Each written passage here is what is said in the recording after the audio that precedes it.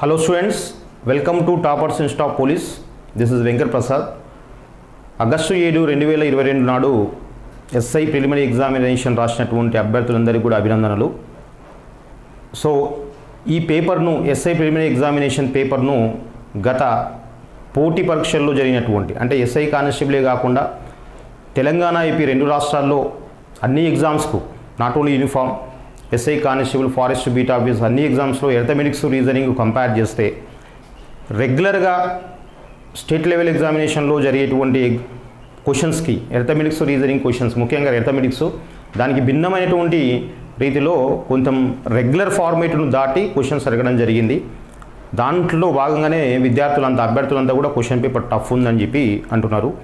వాస్తవానికి కొన్ని క్వశ్చన్స్ మాత్రమే టఫ్ ఉన్నాయి, మిగతా క్వశ్చన్స్ అన్నీ రెగ్యులర్ ఫార్మేట్లు దాటిపోలేదు. ఆ కొన్ని క్వశ్చన్స్ ఏంటివి, వాటిని మనం ఏ విధంగా సాల్వ్ చేయొచ్చు అంటే జనరల్గా బట్టి అంటే షార్ట్ కట్స్ అని చెప్పి ఆ మూసలో పడి కాకుండా కాన్సెప్ట్ గట్టిగా చదువుకున్నటువంటి అభ్యర్థి ఖచ్చితంగా ఈ బిట్లు చేయగలుగుతాడు. కొంచెం లాజికల్గా ఆలోచన చేస్తే కొంచెం రెగ్యులర్ ఫార్మేట్ దాటి రావడం వల్ల మనకు క్వశ్చన్ పేపర్ టఫ్ అనిపిస్తుంది. బట్ అన్ని క్వశ్చన్స్ కాదు, అట్లా అన్ని క్వశ్చన్స్ లేవు, కొన్ని డైరెక్ట్ క్వశ్చన్స్ కూడా పడడం జరిగింది. ఆ పేపరు ఎక్స్ప్లెనేషను ఈ వీడియోలో మనం డిస్కస్ చేద్దాం. బిట్లను డీటెయిల్గా ప్రతి క్వశ్చన్ కూడా ఎక్కడ డిస్కస్ చేసినాం, మరి రెగ్యులర్గా టాపర్స్ ఇన్స్టిట్యూషన్లో క్లాస్ నోట్స్ నుంచి ఎన్ని బిట్లు వచ్చినాయి, మనం క్లాస్లో చాలా వరకు ఒక్కొక్క చాప్టర్ మీద మనం దాదాపుగా 150 నుంచి 200 క్వశ్చన్స్ చెప్పడం జరిగింది. మరి మన నోట్స్లో ఎక్కడ కవర్ అయినాయి టాపర్స్ ఇన్స్టిట్యూషన్ విద్యార్థులకు అందరికీ తెలుసు. సో ఈ బిట్టు ఎక్కడి నుంచి వచ్చింది, ఏంది, దాని యొక్క వివరణ ఏందనేది మనం ఈ వీడియోలో డిస్కస్ చేద్దాం. రైట్. సో ముందుగా ఫస్ట్ క్వశ్చన్, ఏబీసీలు వరుసగా 4,200 రూపాయలు మరియు 8,400, 5,400 పెట్టుబడులతో ఒక వ్యాపారాన్ని ప్రారంభించారు. సంవత్సరాంతంలో వారికి 600 రూపాయల లాభం వచ్చింది. వారి లాభాలను వ్యాపారంలో తిరిగి పెట్టుబడిగా పెట్టారు. తదుపరి సంవత్సరంలో వారు పొందే లాభాల నిష్పత్తి ఎంత? సో మొత్తం ఏబీసీలు ఈ వ్యాపారంలో పాల్గొన్నారు. సంవత్సరాంతం అంటే వ్యాపారంలో వారి పెట్టుబడుల కాలాల సమానంగా ఉన్నాయి కాబట్టి లాభాన్ని మనం ఏం చేయాలంటే పెట్టుబడుల నిష్పత్తిలో పంచాలి. సో కాలాలు భిన్నంగా ఉన్నప్పుడు పెట్టుబడితో పాటు కాలం కూడా తీసుకోవాలి. బట్ కాలం సమానంగా ఉంది, ఏ పెట్టుబడి కాలము, బి పెట్టుబడి కాలము, సి పెట్టుబడి కాలం అందరిది సమానంగా ఉంది కాబట్టి వ్యాపారం జరిగిన తర్వాత వచ్చిన లాభాన్ని వారి పెట్టుబడుల నిష్పత్తిలో భాగంగా పంచాలి. కాబట్టి పెట్టుబడి ఏ యొక్క పెట్టుబడి 4,200, 2 సున్నాలు కామన్గా ఉన్నాయి పక్కకు పెట్టేయాలి. బి పెట్టుబడి 8,400, సున్నాలు పక్కకు పెట్టేసిన. సి పెట్టుబడి 5,400. సో మరి పెట్టుబడుల నిష్పత్తిని మనం క్యాన్సిల్ చేస్తే 6 7, 6 12, 6 14, 6 1 6 4 6 9. రైట్. ఇది పెట్టుబడుల నిష్పత్తి. మరి ఏకి 7 భాగాలు, మొత్తం 6,000 రూపాయల్లో ఏకి 7 భాగాలు, బికి 14 భాగాలు, సికి 9 భాగాలు ఇవ్వాలి. సో మొత్తం 7 + 14 21, 21 + 9 30. 30 భాగాల్లో ఒక భాగం అనుకుందాం ఫస్ట్. 1/30 × 6,000 రూపాయలు. రైట్. సో కొట్టేస్తే ఒక్కొక్క భాగం 200 రూపాయలు. సో ఇక్కడ కూడా సున్నాలు పక్కకు పెట్టవచ్చు మనం. సో 200 రూపాయలు. మరి ఏకి 4,200 రూపాయలు, ఆయనకు ఒక భాగానికి 200 అయితే ఏకి మరి 2 భాగాలు, సున్నాలు పక్కకు పెట్టేయండి. 2 చేస్తే 7 14 భాగాలు, 1,400 ఇచ్చేసేయాలి. ఏ పెట్టుబడి ముందుగా 4,200, తర్వాత 1,400, మొత్తం కలిపితే 5,600, సున్నాలు పక్కకు పెట్టేస్తే 56. అదేవిధంగా ఒక భాగానికి 200 అయితే బికి 14 భాగాలు లాభం ఇవ్వాలి. 14 2 28. ఏ పెట్టుబడి ముందుగా 8,400, ఆయనకు లాభం వచ్చింది 2,800. ఆ లాభాన్ని కూడా మళ్ళీ పెట్టుబడికి కలిపేస్తున్నాడు. 8,400 అంటే 84 యూనిట్లు ప్లస్ 28 యూనిట్లు ఈక్వల్ 112 యూనిట్లు. సి యొక్క పెట్టుబడి 9 భాగాలు కాబట్టి ఆయనకు 9 భాగాల వాట వేయాలి. ఒక భాగానికి 200 అయితే 9 భాగాలకు ఎంత? 9 2 18. ఏ సి పెట్టుబడి ముందుగా 54, తర్వాత 18, లాభాన్ని కూడా కలిపేస్తున్నాం మళ్ళీ. సో 54 + 18 కలిపితే ఎంత? 72. రైట్. ఇది. సో దీని ప్రకారం క్యాన్సిల్ చేస్తే సో ఏ యొక్క పెట్టుబడి ముందుగా 42 ఉంటే తర్వాత 56, బి పెట్టుబడి 84 ఉంటే తర్వాత 112, సి పెట్టుబడి 54 ఉంటే తర్వాత 72. సో దీన్ని మనం కొత్త పెట్టుబడుల నిష్పత్తిగా మనం తీసుకొని క్యాన్సిల్ చేస్తాం. 8 ఏళ్ళ పోతుంది. నెక్స్ట్ 8 1 8, 4 8 9. రైట్. ఇది ఏబీసీల యొక్క తదుపరి పెట్టుబడుల నిష్పత్తి 7:14:9. సో యాక్సిడెంటల్గా మనకి ఏమైంది అంటే ముందు పెట్టుబడుల నిష్పత్తి ఎంత ఉందో తర్వాత పెట్టుబడుల నిష్పత్తి కూడా అంతే ఉంది. సో లెక్క అట్లా యాక్సిడెంటల్గా వచ్చింది. ఇక వచ్చిన నిష్పత్తి ఆన్సర్ అని చెప్పి మనం అనుకోవద్దు, ఇక్కడ పొరపాటు చేయడానికి ఛాన్స్ ఉంది. సో ఇంతకుముందు పెట్టుబడుల నిష్పత్తి ఎంత ఉందో తర్వాత తదుపరి నిష్పత్తి కూడా అంతే ఉంది, పెట్టుబడుల నిష్పత్తి యాక్సిడెంటల్గా అట్లా రావడం జరిగింది, రైట్. ఇది సో ఆన్సరు 1. ఇది మొదటి ప్రశ్నకు సమాధానం. ఇది జనరల్ క్వశ్చన్, జస్ట్ నిష్పత్తిలో భాగంగా అడిగిండు, దాని పెట్టుబడులు అని చెప్పి భాగస్వామ్య వ్యాపారానికి కలిపిండు, అంతే, రైట్. రెండో బిట్ విషయానికి వస్తే వైశాల్యాల నుంచి వచ్చినటువంటి చాప్టర్ ఇది, వైశాల్యాల నుంచి వచ్చినటువంటి చాప్టర్. 210 మీటర్లు మరియు 120 మీటర్ల కొలతలు గల ఒక దీర్ఘ చతురస్రాకారపు స్థలం యొక్క పొడవుకు వెడల్పుకు సమాంతరంగా ఉంటూ స్థలానికి మధ్యగా వెళుతున్న 12 మీటర్ల వెడల్పు గల 2 రోడ్లు ఆ స్థలాన్ని 4 సమాన భాగాలుగా విభజిస్తున్నాయి. అయితే ఒక్కొక్క భాగం యొక్క వైశాల్యం ఎంత, రైట్. ఇది ప్రశ్న. సో దీర్ఘ చతురస్రాకార పొలం ఉంది, ఈ దీర్ఘ చతురస్రాకార పొలం, ఈ పొలాన్ని మనం ఏం చేసినామంటే ఈ పొలం లోపల 2 బాటలు నిర్మిస్తున్నాం, ఒకటి పొడవుకు సమాంతరంగా, రెండోది వెడల్పుకు సమాంతరంగా. పొడవేమో 210 మీటర్లు, వెడల్పు 120 మీటర్లు, రైట్. సో ఈ విధంగా పొడవుకు సమాంతరంగా, వెడల్పుకు సమాంతరంగా, సో మధ్యలో నిర్మిస్తున్నాం. దీని యొక్క బాట వెడల్పు 12 మీటర్లు. ఇప్పుడు ఈ 2 బాటలు దీర్ఘ చతురస్రం యొక్క పొలాన్ని 4 సమాన భాగాలు చేసినాయి. అంటే ఇది ఒక భాగం, రైట్. సో ఇట్లా 4 సమాన భాగాలు చేస్తే ఇది బాట. ఒక్కొక్క బాట యొక్క వైశాల్యం ఎంత అని చెప్పి అడుగుతున్నాడు. కాబట్టి ఈ బాట వైశాల్యం కావాలంటే మనకు దీని పొడవు ఎంత, వెడల్పు ఎంత చూసుకోవాలి. ఒకసారి పొడవు లెక్కేస్తున్నా, 210 మీటర్లు. ఈ 210 మీటర్లో 12 మీటర్ల వెడల్పు గల బాట పోయింది కాబట్టి -12. 210లో 12 పోతే 198. సో ఈ 12 మీటర్లు పోను, మిగిలింది మొత్తం కలిపి 198. మరి ఈ మిగిలిన దాంట్లో ఈ భాగం ఎంత ఉందో ఈ భాగం కూడా అంతే ఉంది కాబట్టి ఈ 198 మనం ఏం చేయాలి, 2 తోటి కొట్టేయాలి. కొట్టేస్తే 2 9ల 2 9ల 99 మీటర్లు. ఏందమ్మా ఈ 99 మీటర్లు అంటే ఈ దీర్ఘ చతురస్రం యొక్క పొడవు. అదేవిధంగా మనము ఈ దీర్ఘ చతురస్రం యొక్క వెడల్పును కూడా లెక్కేస్తాం. ఇది మొత్తం 120, 120. దీంట్లో 12 మీటర్ల వెడల్పు కలిగినటువంటి బాటను మైనస్ చేస్తాం, వచ్చేది మనకు 108. ఈ 108 ఈ బాట వెడల్పు పోను, ఈ వెడల్పు పోను, ఇది మిగిలింది 108. దాన్ని 2 భాగాలు చేస్తాం, కొట్టేస్తే 54, రైట్. ఇది సో పొడవు L/B, పొడవు 99, వెడల్పు 54. దీని వైశాల్యం కావాలంటే 99 × 54 చేస్తాం, రైట్. 99 × 54 సింపుల్గా చూసుకోండి. 9 5ల 45, 9 5ల సుమారుగా 4500, 9 4ల 36, అంటే లాస్ట్ డిజిట్ 6 ఉంది. సో 4000 కంటే ఎక్కువ ఉంది. లాస్ట్ డిజిట్ 6 × 4000 కంటే ఎక్కువ ఉంటే మనకు ఆన్సరు 5346గా తీసుకోవచ్చు. 4500 కంటే ఎక్కువ ఉంది, 9 5ల 45, రఫ్గా ఇంటూ చేస్తే చేసుకోవచ్చు, ఇంటూ చేసి కూడా చెప్పొచ్చు. 9 4ల 56, లాస్ట్ డిజిట్ 6. లాస్ట్ డిజిట్ ఇక్కడ 6 ఉంది, ఇక్కడ 6 ఉంది, బట్ ఇక్కడ 3000 ఉంది. 9 5ల 4500 అంటే 4500 కంటే ఎక్కువ రావాలి కాబట్టి ఆన్సర్ ఎంతమ్మా, ఓకే, 5346 చదరపు మీటర్. ఇది ఒక్కొక్క బాట యొక్క వైశాల్యము. ఇది సో జనరల్గా మనం బాట వైశాల్యం ఎంత అని చెప్పి మన నోట్స్లో ఉంది. బాట వైశాల్యము సో 210 మీటర్ల పొడవు, 120 మీటర్ల వెడల్పు కలిగినటువంటి ఒక దీర్ఘ చతురస్రం లోపల భాగంలో దాని పొడవు వెడల్పులకు సమాంతరంగా 12 మీటర్ల వెడల్పు కలిగిన 2 బాటలు నిర్మిస్తే ఆ 2 బాటల వైశాల్యాల మొత్తం ఎంత అని చెప్పి మనం నోట్స్లో రాసుకున్నాం. కాన్సెప్ట్ మిస్ కాలేదు.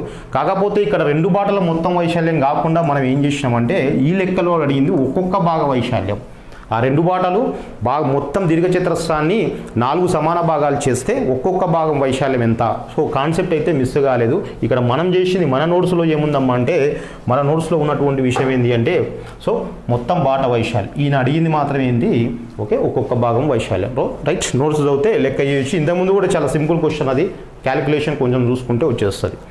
ఈ తర్వాత నెక్స్ట్, ఒక చతురస్రం యొక్క భుజము మరియు వికర్ణముల పొడవులు 2 అసమాన వృత్తాల వ్యాసాలకు సమానమైతే చిన్న వృత్తం మరియు పెద్ద వృత్తాల వైశాల్యాల నిష్పత్తి ఎంత, రైట్. సో ఇది చతురస్రం, right.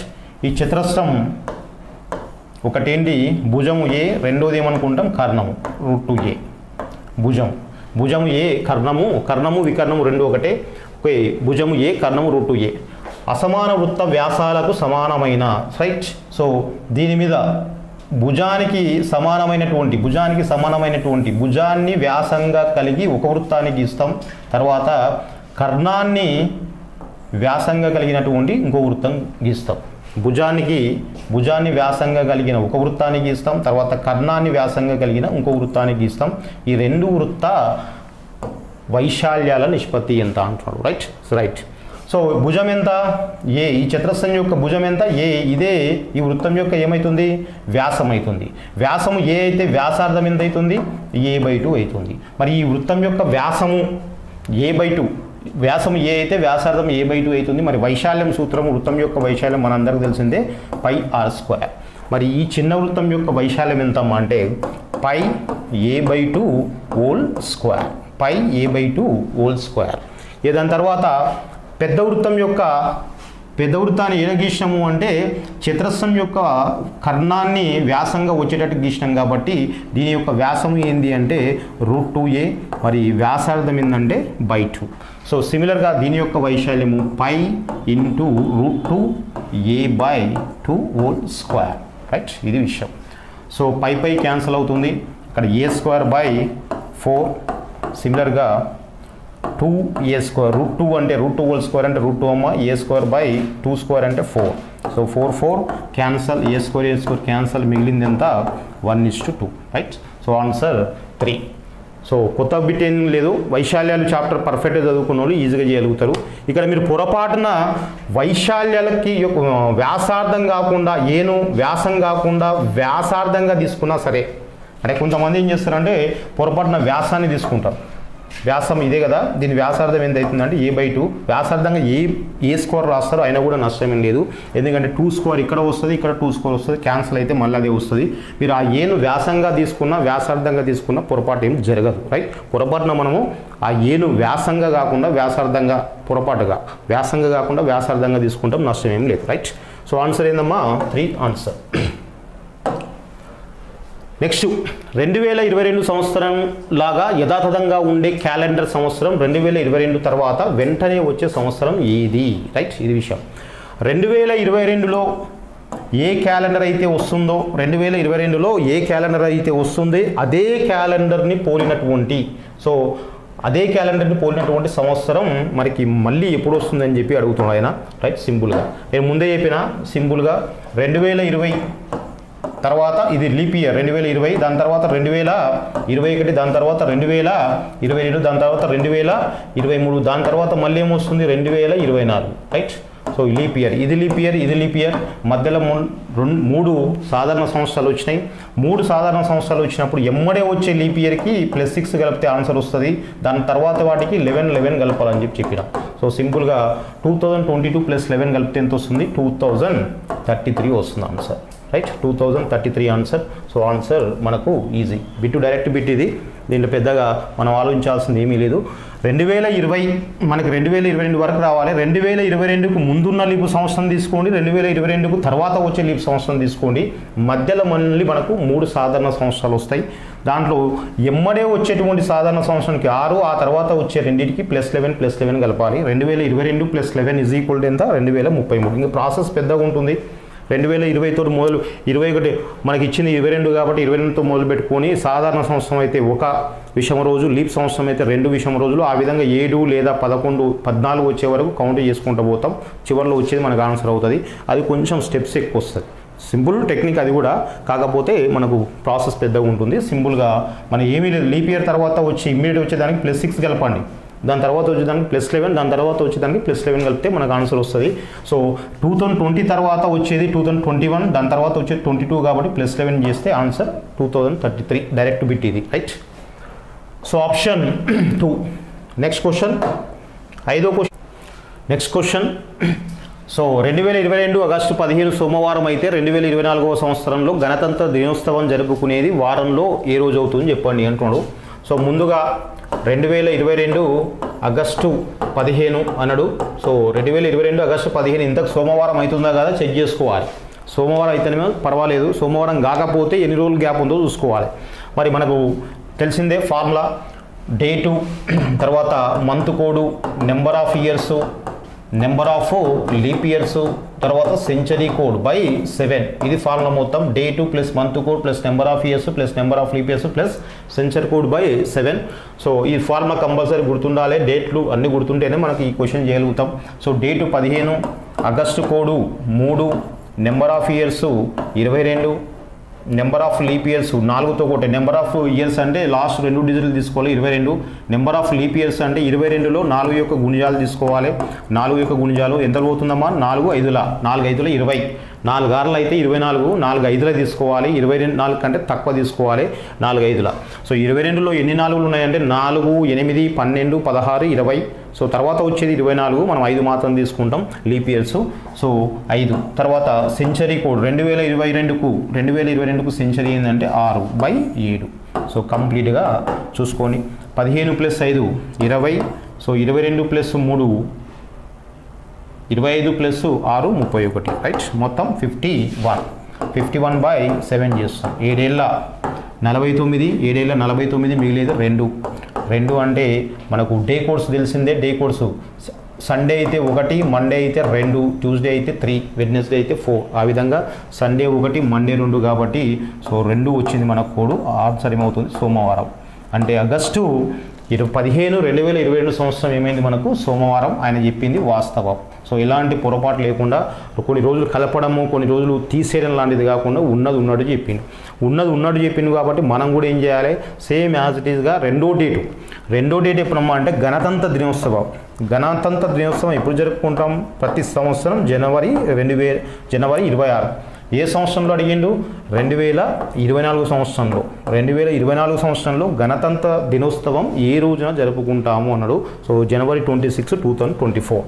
So date same as it ఈస్గా సేమ్ ఫార్ములా యూజ్ చేయండి. డేటు 26, మంత్ కోడ్ జనవరి 1, number of years 24, number of leap years 24లో ఎన్ని లీప్ ఇయర్స్ ఉన్నాయంటే 4తో కొట్టేయాలి. 4 1 4 6ల సెంచరీ కోడ్ 6/7.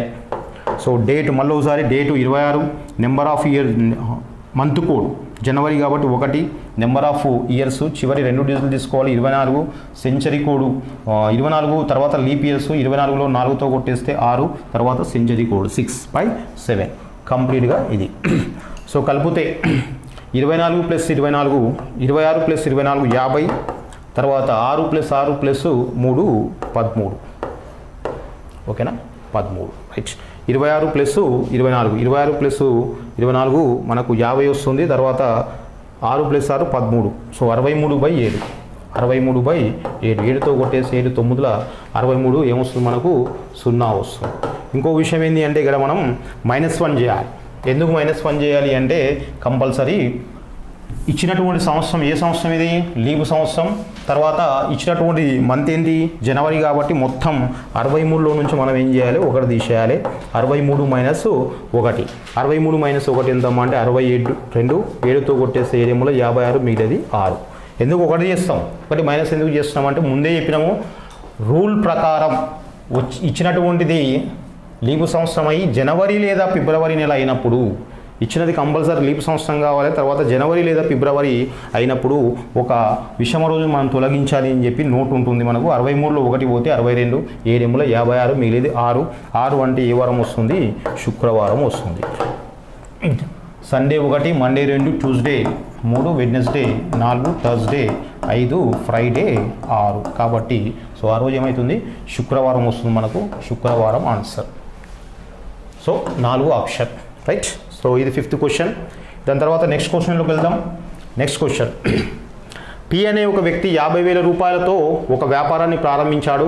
3 నెలల తర్వాత 40,000 రూపాయలతో క్యూ అనే మరొక వ్యక్తి పితో వ్యాపారంలో చేరాడు.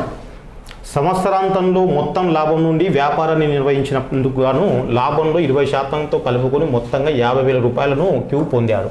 అయితే పి పొందిన సొమ్ము ఎంత? సో ఇక్కడ క్యూ అనేవాడు వ్యాపారంలో క్రియాత్మక భాగస్వామి. అతడు పెట్టుబడితో పాటు కొంత పని చేస్తున్నాడు. మొత్తం వ్యాపారాన్ని ఆయనే నిర్వహిస్తున్నాడు కాబట్టి దానికి గాను అతనికి కొంత మనం ఏం చేస్తున్నాము 20% మొత్తం లాభంలో 20% అతనికి జీతం ఇస్తాం. అంటే క్యూకి ఎట్లా వస్తుంది మనకు? పెట్టుబడి పెట్టినందుకు వాటా వస్తుంది, పెట్టుబడి వాటా, పని చేసినందుకు గాను లాభంలో కొంత భాగం వస్తుంది. సో అది విషయం. సో లాభంలో 20% అతనికి జీతంగా ఇస్తున్నాం. మరి పి కామ క్యూల యొక్క పెట్టుబడుల నిష్పత్తి ఒకసారి చూస్తే పి యొక్క పెట్టుబడి 5 లక్షలు, తర్వాత క్యూ యొక్క పెట్టుబడి పి యొక్క పెట్టుబడి 5 లక్షలు. ఎన్ని రోజులు అంటే 12 నెలలు. వ్యాపారం మొత్తం కొనసాగింది ఎన్ని రోజులు? సంవత్సరం కాబట్టి 12 నెలలు. క్యూ విషయానికి వస్తే క్యూ యొక్క పెట్టుబడి ఎంతమ్మా అంటే 4 లక్షలు. మరి ఎన్ని నెలలు అంటే 9 నెలలు. ఎందుకంటే ముందుగా వ్యాపారాన్ని ప్రారంభించింది పి, వాన్తో చేరింది 3 నెలల తర్వాత క్యూ వచ్చిండు. అంటే మొత్తం సంవత్సరంలో పి అనేవాడు 5 లక్షల రూపాయలను 12 నెలలు పెట్టుబడి పెట్టాడు. క్యూ అనేవాడు 4 లక్షల రూపాయలను కేవలం 9 నెలలు మాత్రమే పెట్టుబడిగా పెట్టిండు. సో కొట్టేస్తే 3 ముళ్ళ 3 4ల 4 4 క్యాన్సల్ 5:3. మొత్తం లాభాన్ని పీ కామ క్యూలకు 5:3 నిష్పత్తిలో పంచాలి. కానీ ఇక్కడ పీకి 5 భాగాలు ఇవ్వాలి, క్యూకి 3 భాగాలు ఇవ్వాలి. కానీ మొత్తంలో ముందుగా 20% లాభాన్ని క్యూకి జీతంగా ఇచ్చుకున్నాక పంచాలి. కాబట్టి మొత్తం 100% అనుకుంటే మరి దాంట్లో క్యూకి ఎంత ఇవ్వాలి, మనం 20% ఇవ్వాలి. అది పోయిన తర్వాత మిగిలింది ఏంది 80%. ఈ 80% మొత్తం లాభాన్ని 100% అనుకుంటున్నాము. దాంట్లో క్యూకు 20% జీతంగా ఇచ్చిన తర్వాత మిగిలిన 80% పీ కామ క్యూలు పెట్టుబడుల నిష్పత్తిలో పంచుకుంటారు. ఇది విషయం. ముందు పనిచేసిండు కాబట్టి ఆయన జీతం ఆయనకి ఇచ్చేసారు. ఆయన జీతం ఎంతనో ముందు ఇచ్చేసిన తర్వాత మిగతాది పంచుకోవాలి. సో మొత్తం లాభాన్ని 100% అనుకుంటే 20% మనము క్యూకి జీతంగా ఇచ్చినాం. తర్వాత మిగిలిన దాన్ని 80% పీ కామ క్యూలు పంచుకోవాలి. కాబట్టి మరి క్యూ యొక్క వాటా ఎంతంటే 3/8 × 80%. 3/8. సింపుల్గా చెప్పాలంటే పీకి ఎంత వస్తుంది, 50% వస్తుంది. క్యూకి ఎంత వస్తుంది, 30% వస్తుంది. మరి క్యూకి 30% మాత్రమే వస్తుందా అంటే ఇలా పెట్టుబడి పెట్టినందుకు 30% వస్తుంది, పని చేసినందుకు జీతంగా 20% వస్తుంది. అంటే ఎంత వస్తుంది, మొత్తం 50% వస్తుంది. అంటే మొత్తం మీద పీకి సగం వస్తుంది, క్యూకి సగం వస్తుంది. రైట్. పీకి పెట్టుబడి పెట్టినందుకు 50%, క్యూకి పెట్టుబడి పెట్టినందుకు 30%, పని చేసినందుకు 20%, మొత్తం 50%. మరి అంటే పీ కామ క్యూల పెట్టుబడి లాభంలో పీ కామ క్యూల వాటా సమానంగా ఉంది. అంటే పీకి ఎంత వస్తుందో క్యూకి అంతే. ఆయనకు 50%, ఈయనకు 50%. మరి మొత్తం మీద క్యూకి వచ్చినటువంటి లాభం ఎంత అంటే 50,000 రూపాయలు. సో ఈ 50%కి 50,000 రూపాయలు అయితే మరి అదేవిధంగా పీకి కూడా ఎంతమ్మా 50,000 రూపాయలు అవుతుంది. సో ఆన్సర్ 4th ఆప్షన్ అవుతుంది. ఇది విషయం. సో ఇది కూడా మనం కంపల్సరీ చెప్పిన. రివర్స్లో అడుగుతాడు క్వశ్చను. రివర్స్లో అడుగుతాడు మొత్తం లాభం ఇచ్చి పీకి ఎంత వస్తుంది, క్యూకి ఎంత వస్తుంది, మొత్తం లాభం ఇచ్చి పీకి ఎంత వస్తుంది, క్యూకి ఎంత వస్తుంది. అట్లా కాకుండా లాభంలో ఏ పీ కామ క్యూలలో ఒకరు క్రియాత్మక భాగస్వామి ఉంటారు. పీ యొక్క లాభము ఇచ్చి క్యూ యొక్క లాభం అడగవచ్చు, క్యూ యొక్క లాభం ఇచ్చి పీ యొక్క లాభం అని అడగవచ్చు అని చెప్పి పర్టికులర్గా మెన్షన్ చేసి మనం ఇట్లా 100% తీసుకొని చేసినాము. నోట్స్లో ఉంటుంది, ఖచ్చితంగా చూసుకోండి మీరు ఈ బిట్టు. సో మొత్తం లాభం ఇచ్చి పీ వాటా ఎంత, క్యూ వాటా ఎంత అంటే ఆల్మోస్ట్ అందరు చేస్తారు. కానీ ఇక్కడ లాభంలో క్యూ యొక్క వాటా ఇచ్చి పీ యొక్క వాటా ఎంత అడుగుతున్నాడు. సో ఇది బిట్టు, వెరీ ఇంపార్టెంట్ బిట్టు. మనం పర్టికులర్గా చెప్పినాం, మన నోట్స్లో ఇది కవర్ అయిపోయింది. రైట్. ఇది మీరు లాస్ట్లో చూస్తే క్రియాత్మక భాగస్వామి, యాక్టివ్ పార్ట్నర్, స్లీపింగ్ పార్ట్నర్ దగ్గర మనం డిస్కస్ చేసినాం. ఇది పర్టికులర్గా చెప్పినా ఈ బిట్టు అడిగే స్కోప్ ఉంటుంది. ఇలా బిట్టు అడిగితే చాలామంది ఎగిరిపోతారు. అది కూడా మనం మాట్లాడుకున్నాం, డిస్కస్ చేసినాం. రైట్. సో ఇది బిట్టు. సో ఆన్సర్ 50,000 రూపాయలు. తర్వాత నెక్స్ట్ 160 యూనిట్లు సామర్థ్యం గల తొట్టెని ఏ మరియు బి గొట్టాలు కలిసి 4 గంటల్లో 72 యూనిట్ల నీటితో నింపుతాయి. ఒక్కటే తొట్టెను 20 గంటల్లో ఏ ఒక్కటే తొట్టెని 20 గంటల్లో నింపితే బి ఒక్కటే తొట్టెని నింపే సమయం ఎంత? సో మొత్తం ట్యాంకు యొక్క సామర్థ్యం 160 యూనిట్లు. ఓకే, ట్యాంక్ యొక్క సామర్థ్యం 120 యూనిట్లు. ఈ 160 యూనిట్ల ట్యాంకును ఏ కామ బి అనేటువంటి 2 గొట్టాలు కలిసి 4 గంటల్లో ఎన్ని యూనిట్లు నింపుతాయి? 72 యూనిట్లు. సింపుల్ లెక్క, ఇది ఏం లేదు. ఏబి 2 పైపులు కలిసి మొత్తం 4 గంటల్లో 72 యూనిట్లు నింపితే 1 గంటకి ఎంత పడుతుంది? 18 యూనిట్లు పడుతుంది. సింపుల్గా ఏబి 2 పైపులు కలిసి 4 గంటల్లో 72 యూనిట్ల సామర్థ్యాన్ని నింపితే 1 గంటకి లెక్కేయండి. 1 గంటకి లెక్కేస్తాం 18 యూనిట్లు. తర్వాత ఏ ఒక్కటే తొట్టెను అంటే మొత్తం 160 యూనిట్ల సామర్థ్యాన్ని, తొట్టె యొక్క మొత్తం సామర్థ్యం ఎంత? 160 యూనిట్లు. ఏ ఒక్కటే తొట్టె మొత్తాన్ని 160 యూనిట్ల సామర్థ్యాన్ని 20 గంటలు నింపితే మరి అది గంటకి ఎంత? 0 cancel, 2 1 2 8. Right. Simple question. AB 2 కలిసి ఏబి రెండింటి యొక్క సామర్థ్యం 18 యూనిట్లు. దాంట్లో ఏ యొక్క సామర్థ్యం 8 యూనిట్లు. మరి ఏబి 2 యూనిట్ల సామర్థ్యం 18లో నుంచి 8 తీసేస్తే ఎంత వస్తుంది? 10 యూనిట్లు. ఏందమ్మా ఇది? బి యొక్క సామర్థ్యం. ఏబి 2ది 18, ఏది 8 అయినప్పుడు బి ఆటోమేటిక్గా 10 అవుతుంది. మరి బి గంటకు ఎన్ని యూనిట్లు నింపుతుంది? 10 యూనిట్లు. ఇప్పుడు మరి బి ఈ ట్యాంకు నింపాలంటే ఈ ట్యాంక్ మొత్తాన్ని బి ఒక్కటే ఎంత సమయంలో నింపుతుంది? మరి ట్యాంకు సామర్థ్యం 160, అది గంటకు నింపేది 10 యూనిట్లు. సో ఎన్ని గంటలు పడుతుంది? 16 గంటలు పడుతుంది. సింపుల్. సో మనం ఏంది వేతనం, ఈ కాన్సెప్ట్ చూడండి, క్లాస్లో మనం చాలాసార్లు డిస్కస్ చేసినాం. వేతనము సామర్థ్యము ఒకే విధంగా ఉంటుంది. ఈ proportional W, okay, proportional W అని చెప్పిన మీకు పాయింట్ మన క్లాస్లో. సో ఈ సామర్థ్యము, ఎంత సామర్థ్యం ఉంటే అంత పని చేస్తారు, ఎంత పని చేస్తే అంత వేతనం అని చెప్పి వేతనాల మీద చేసినాం, అదే లెక్క. ఓకే, సరే వేతనం పక్కకు పెట్టేస్తే ఈ ప్రపోర్షనల్ డబ్ల్యూ, సామర్థ్యము పని రెండు అనులోమానుపాతంలో ఉంటాయి కాబట్టి సో ఏబీల సామర్థ్యం 10 యూనిట్లు, ఏ యొక్క సామర్థ్యం 8 యూనిట్లు అయితే బి సామర్థ్యం ఎంతమ్మా? 10 యూనిట్లు. మరి సో బి సామర్థ్యం 10 యూనిట్లు అయితే బికి ఎంత టైం పడుతుంది అంటే 160/10 చేస్తే 16 గంటలు పడుతుంది. సో ఇది విషయం. జనరల్గా 1 గంటలోకి మార్చుకోండి. ఏబీలు 72 యూనిట్లను 4 గంటల్లో చేస్తే 1 గంటకు 18. ఏబీల 1 గంట సామర్థ్యం 18. ట్యాంకు మొత్తాన్ని 20 గంటలు నింపుతాయి. ట్యాంకు మొత్తాన్ని 160 యూనిట్ల సామర్థ్యాన్ని 20 గంటలు నింపితే గంటకు 8 యూనిట్లు. ఏబీలది 18, ఏది 8 అయినప్పుడు బీది ఆటోమేటిక్గా 10 అవుతుంది. మరి బి ఎంత టైంలో నింపుతుంది ట్యాంకు మొత్తాన్ని అంటే ట్యాంకు యొక్క సామర్థ్యం 160, గంటకు 10 యూనిట్లు కొట్టేస్తే 16 గంటలు. ఆన్సర్ 4. జనరల్ క్వశ్చన్ ఇది, రైట్. సో క్వశ్చన్ చదివినప్పుడు కొంచెం కన్ఫ్యూజింగ్ అనిపిస్తుంది తప్ప విషయం అర్థమైతే ఈజీ, రైట్. Next question. 2 రైళ్లు సమాంతర పట్టాలపై గంటకు 166 కిలోమీటర్లు మరియు 108 km/h వేగంతో, ఇవి వేగాలు ప్రతి గంటకు ముందే చెప్పిన 126 km/h అంటాడు, లేదా ఈ పెరవర్ని తెలుగులో రాస్తారు ప్రతి గంటకు అని చెప్పి వేగాన్ని, రైట్. సో ఇవి వేగాలు గంటకు 126 km/h, గంటకు 108 km/h వేగంతో పరిగెడుతున్నాయి సమాంతర పట్టాల మీద. అవి వ్యతిరేక దిశలో పరిగెడుతున్నప్పుడు అవి ఒకదాన్ని ఒకటి పూర్తిగా దాటడానికి 5 సెకండ్లు పడుతుంది. ఓకే, ఆపోజిట్ డైరెక్షన్లో వెళ్తున్నప్పుడు ఒకదాన్ని ఒకటి దాటడానికి 5 సెకండ్లు పడుతుంది. ఒకదాన్ని ఒకటి దాటినాయి అంటే 2 పొడవుల మొత్తాన్ని దాటినట్లు లెక్క, అది విషయం. మరియు ఒకే దిశలో పరిగెడుతున్నప్పుడు ఎక్కువ వేగంతో వెళుతున్న రైలులో కూర్చున్న ఒక ప్రయాణికుడు రెండవ రైలును తను పూర్తిగా దాటి వెళ్ళడానికి 30 సెకండ్లు పట్టిందని గమనించాడు. అయితే ఎక్కువ వేగంతో వెళ్ళే రైలు పొడవు ఎంత? సో ముందుగా మనం చేస్తే ఫస్ట్ పాయింట్ యూజ్ చేస్తే 2 రైళ్ల పొడవుల మొత్తం వస్తుంది. సో డిస్టెన్స్ ఈజ్ ఈక్వల్ మనందరికీ తెలుసు స్పీడ్ ఇంటూ టైం అని చెప్పి. సో స్పీడ్ 2 రైళ్లు వ్యతిరేక దిశలో ప్రయాణిస్తున్నాయి కాబట్టి దీని వేగం 2 తీసుకోవాలి. ఓకే, ఒకదాన్ని ఒకటి వ్యతిరేక దిశలో ప్రయాణిస్తున్నాయి. Distance equal speed into time. So D is equal to speed 126 plus 108 ఎంత వస్తుంది? మొత్తం 126 ప్లస్ 108 మొత్తం 234 ఇంటూ దీని ఏం చేయాలి? km/hలో ఉంది, కాలం మాత్రం దేంట్లో ఇచ్చిండు? సెకండ్లో ఇచ్చిండు. కాబట్టి వేగాన్ని కూడా మనం ఏం చేయాలి? మీటర్/సెకండ్లోకి మార్చుకోవాలి. వేగాన్ని మనకు km/hలో ఇచ్చిండు, కాలాన్ని సెకండ్లో ఇచ్చిండు కాబట్టి వేగాన్ని మనం మీటర్/సెకండ్లోకి మార్చుకోవాలి. 5/18 ఇంటూ ఎన్ని సెకండ్లు? 5 సెకండ్లు, రైట్.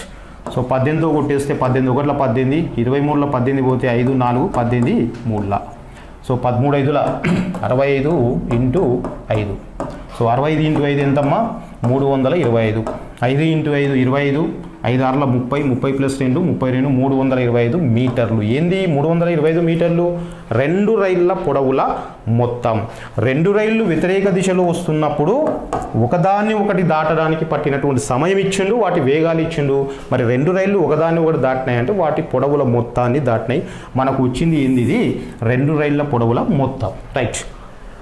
ఇక రెండో పాయింట్ విషయానికి వస్తే, మరియు ఒకే దిశలో పరిగెడుతున్నప్పుడు ఎక్కువ వేగంతో వెళుతున్న రైలులో కూర్చున్న ఒక ప్రయాణికుడు రెండవ రైలును తను పూర్తిగా దాటి వెళ్ళడానికి 30 సెకండ్లు పట్టిందని గమనించాలి, రైట్. ఒకే దిశలో ఇప్పుడు మళ్ళీ రెండో రైలు పొడవు. ఓకే, ఇంకో రైలు పొడవు తీసుకోండి. స్పీడ్ ఇంటూ ఎంత? టైం. కానీ స్పీడ్ ఏం తీసుకుందాం? ఇంతకుముందేమో వ్యతిరేక దిశలో కాబట్టి ప్లస్, ఇప్పుడు ఒకే దిశలో కాబట్టి మైనస్. సో 126 మైనస్ 8, 126 మైనస్ 108 ఏం మిగులుతుంది మనకు? 18 km/h. సో 126లో 108 పోతే 18. సో 18 km/h ఏం చేయాలి? సేమ్ యాజ్ ఇట్ ఈస్గా 5/18 మీటర్/సెకండ్లోకి మార్చాలి. ఇంటూ మరి ఒకదాన్ని ఒకటి దాటుతున్నాయి కాబట్టి సో 30 సెకండ్లో కాబట్టి ఇంటూ ఏం రాయాలి? 30. సో 18 క్యాన్సల్, 35లో ఎంతమ్మా? 150. ఓకే, సో ఇది 2 రైళ్ల పొడవుల మొత్తం, ఇది దాంట్లో ఒక రైలు పొడవు మొత్తం. ఇది 2 రైళ్ళ పొడవుల మొత్తం. ఇదేంది ఒక రైలు పొడవే, ఎందుకంటే 2 రైళ్ళు ఒకే దిశలో ప్రయాణిస్తున్నా వ్యతిరేక దిశలో ప్రయాణిస్తున్నా ఒక నిలబడి ఉన్న మనిషిని దాటినా సైకిల్ మీద పోతున్న మనిషిని దాటినా బండి మీద పోతున్న మనిషిని దాటినా చెట్టు కింద కూర్చొని ఉన్నా చెట్టు పైన కూర్చొని ఉన్నా రైలులో ప్రయాణించిన బస్సులో ప్రయాణించిన ఒక వ్యక్తిని దాటింది అంటే ఒక రైలు పొడవే లెక్క. 2 రైళ్ళు ఒకదాన్ని ఒకటి దాటినాయంటే 2 రైళ్ళ పొడవుల మొత్తం తీసుకోవాలి.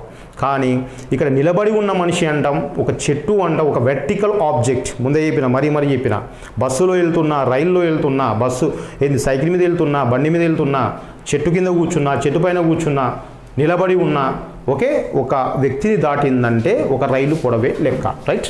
సో ఇది 2 రైళ్ళ పొడవుల మొత్తం, ఇది ఒక రైలు పొడవు. తీసేస్తే 5 32లో 15 పోతే 175. So 175 metres. ఆన్సర్ 3. రైట్.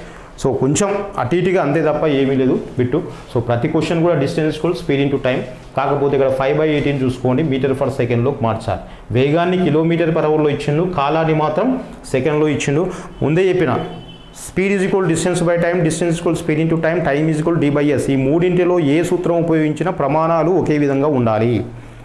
ప్రమాణాలన్నీ ఉంటే చిన్న ప్రమాణాలుగా ఉండాలి, లేకపోతే పెద్ద ప్రమాణాలుగా ఉండాలి. ఇక్కడ వేగాన్ని కిలోమీటర్ పర్ అవర్లో ఇచ్చిండు, కాలాన్ని సెకండ్లో ఇచ్చింది కాబట్టి వేగాన్ని మీటర్ పర్ సెకండ్లోకి మనం మార్చుకుంటున్నాం. ఇంటూ 5/18 చేస్తున్నాం, వచ్చేస్తుంది. రైట్. సో ఇది ఆన్సర్ ఆప్షన్ 3. తర్వాత నెక్స్ట్ క్వశ్చన్. 450 మీటర్ల పొడవు కలిగిన రైలు గంటకు 65 కిలోమీటర్ల వేగంతో ప్రయాణిస్తూ 27 సెకండ్లలో ఒక దిశలో ప్రయాణిస్తున్న ఒక వ్యక్తిని దాటుతుంది. ఆ వ్యక్తి ప్రయాణించే వేగం మరియు అతను ప్రయాణించే దిశ చెప్పాలి. ఏ దిశలో ప్రయాణిస్తున్నాడు వ్యక్తి యొక్క వేగం. ఏమేమి ఇచ్చిండమ్మా? రైలు పొడవు ఇచ్చిండు, రైలు వేగం ఇచ్చిండు, రైలు మనిషిని దాటడానికి పట్టే సమయం ఇచ్చిండు, రైలు మనిషిని అదే వ్యతిరేక దిశలో ప్రయాణిస్తున్నా ఒకే దిశలో ప్రయాణిస్తున్నా అది కూడా చెప్పాలి. సో మీకు రైలు పొడవు ఇచ్చిండు, వేగం ఇచ్చిండు, కాలం ఇచ్చిండు. పొడవు కాలం ఇచ్చినప్పుడు ఒక వేగం ఉంది మనకు, speed is equal to distance by time చేయాలి. Speed is equal distance by time. Distance 450 మీటర్లు, టైం ఎంత 27 సెకండ్లు. సో మీటర్ పర్ సెకండ్లో వస్తుంది. వేగం దేంట్లో వస్తుంది? Metre per second. ఎందుకంటే రైలు యొక్క పొడవు 450 మీటర్లు, కాలము సెకండ్లు కాబట్టి మీటర్ పర్ సెకండ్. కానీ దీన్ని మనం ఏం చేయాలి? కిలోమీటర్ పర్ అవర్లోకి మార్చాలి. ఎందుకు మార్చాలా కిలోమీటర్ పర్ అవర్లోకి అంటే ఇక్కడ ఒక రైలు వేగం దేంట్లో ఇచ్చిండు? కిలోమీటర్ పర్ అవర్లో ఇచ్చిండు. రైలు వేగం కిలోమీటర్ పర్ అవర్లో ఇచ్చిండు కాబట్టి మనం కూడా ఏం చేయాలి?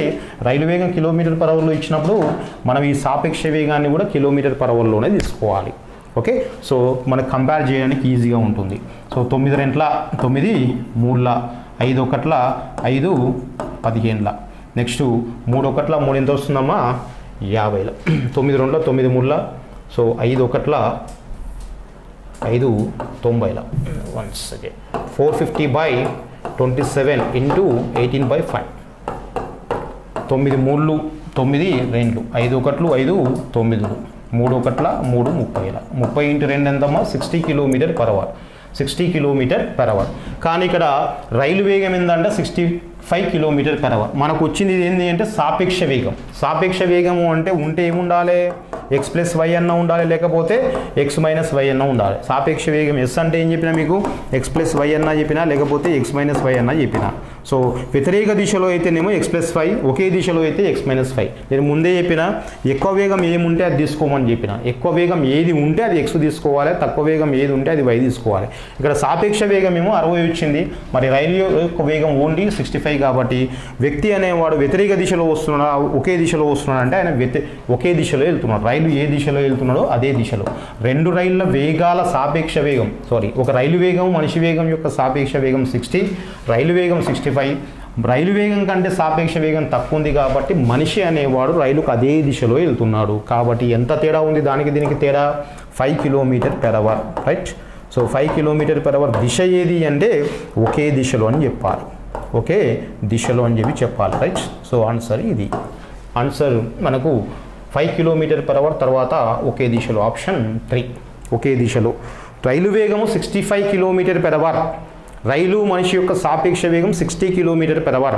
రైలు వేగం కంటే సాపేక్ష వేగం తక్కువగా ఉంది కాబట్టి సాపేక్ష వేగం తక్కువగా ఉంది కాబట్టి మనిషి అనేవాడు రైలుకు అదే దిశలో ప్రయాణిస్తున్నాడు కాబట్టి 5 kilometre per hour. Next question. ఒక్కొక్కటి 4096 ఘనపు సెంటీమీటర్ల ఘనపరిమాణం కలిగిన రెండు ఘనాలను కలిపి ఒక దీర్ఘఘనాన్ని ఏర్పరిచారు. అప్పుడు దీర్ఘఘనం యొక్క ఉపరితల వైశాల్యము మరియు రెండు ఘనాల ఉపరితల వైశాల్యాల మొత్తానికి గల భేదం ఎంత? రైట్, ఇది ఒక దీర్ఘఘనం ఉంది. ఆ దీర్ఘఘనం యొక్క ఒకటి కాదు రెండు ఉన్నాయి. ఒక్కొక్కటి 4096. రైట్, సో దాని ఘనపరిమాణం. So A cube is equal to ఏం తీసుకుంటామమ్మా?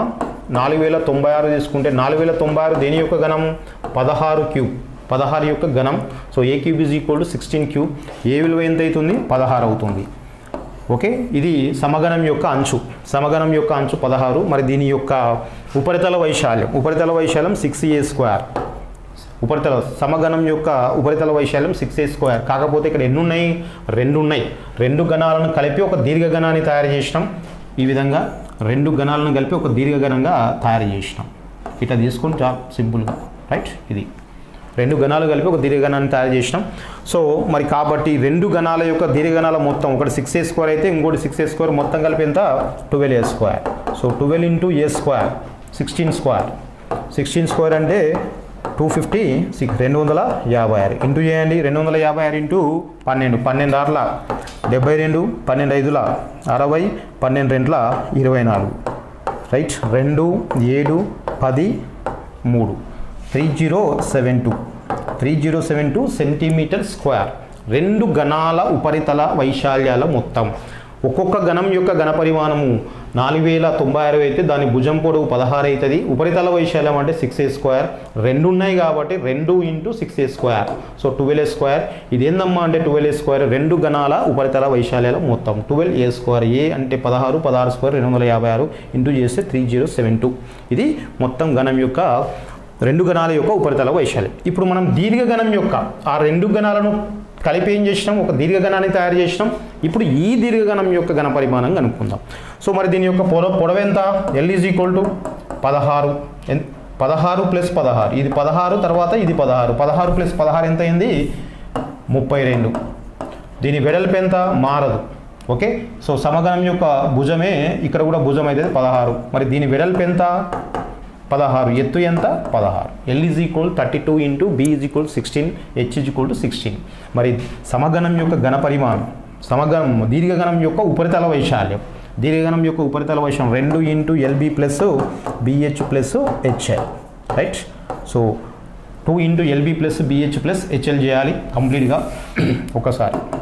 2 × LB + BH + HL. So 2 × LB, L × B, 32 × 16. BH 16 16ల 256 plus 16 16ల ఇది HL 16 × 12. సో 256. సో సింపుల్గా 16 × 32. L × B 32 × 16 రాసుకోవచ్చు. 512. ఇది 512. Next BH 16 × 16. 16² అంటే 256. ఇక్కడ 2 ఉంది కాబట్టి డబల్ చేసిన 250 డబల్ చేసిన. నెక్స్ట్ 16 × 32. సో 512 + 256. రైట్, సో మొత్తం ఎంత అవుతుంది మరి కంప్లీట్గా? 10. సో 8. నెక్స్ట్ 12. 1280. ఇక్కడ ఎంత వచ్చిందమ్మా? 30. సో 3072. 3072 ఏంటది? 3072 అనేది రెండు ఘనాల ఘనపరిమాణాల రెండు ఘనాల ఉపరితల వైశాల్యాల మొత్తం. సో 512 + 256 + 512 2 ఇంటూ మొత్తం ఇది మొత్తం ఎంత? సో 512 1024 + 256. సో 10 ఇది మొత్తం 1280 అవుతుంది. సో 1280 × 2 16, 12 24, 24 + 1 25. సో 2560. సో మొత్తం రెండు ఘనాల యొక్క ఉపరితల వైశాల్యాల మొత్తం 3072. మరి దీర్ఘఘనం యొక్క ఉపరితల వైశాల్యం 2560. వాటి మధ్య భేదం అంటున్నాడు కాబట్టి 3072 2560. సో ఇది 12, 7లో 6 పోతే 1, 30లో 25 పోతే 25. సో 512. రైట్, సో ఇది ఆన్సర్. 512 చదరపు సెంటీమీటర్. సో రెండు ఘనాల ఉపరితల వైశాల్యం మొత్తం 3072. ఆ రెండింటిని కలపగా ఏర్పడేటువంటి దీర్ఘఘనం యొక్క ఉపరితల వైశాల్యం 2560. వాటి మధ్యన భేదం 512. Right, option 1.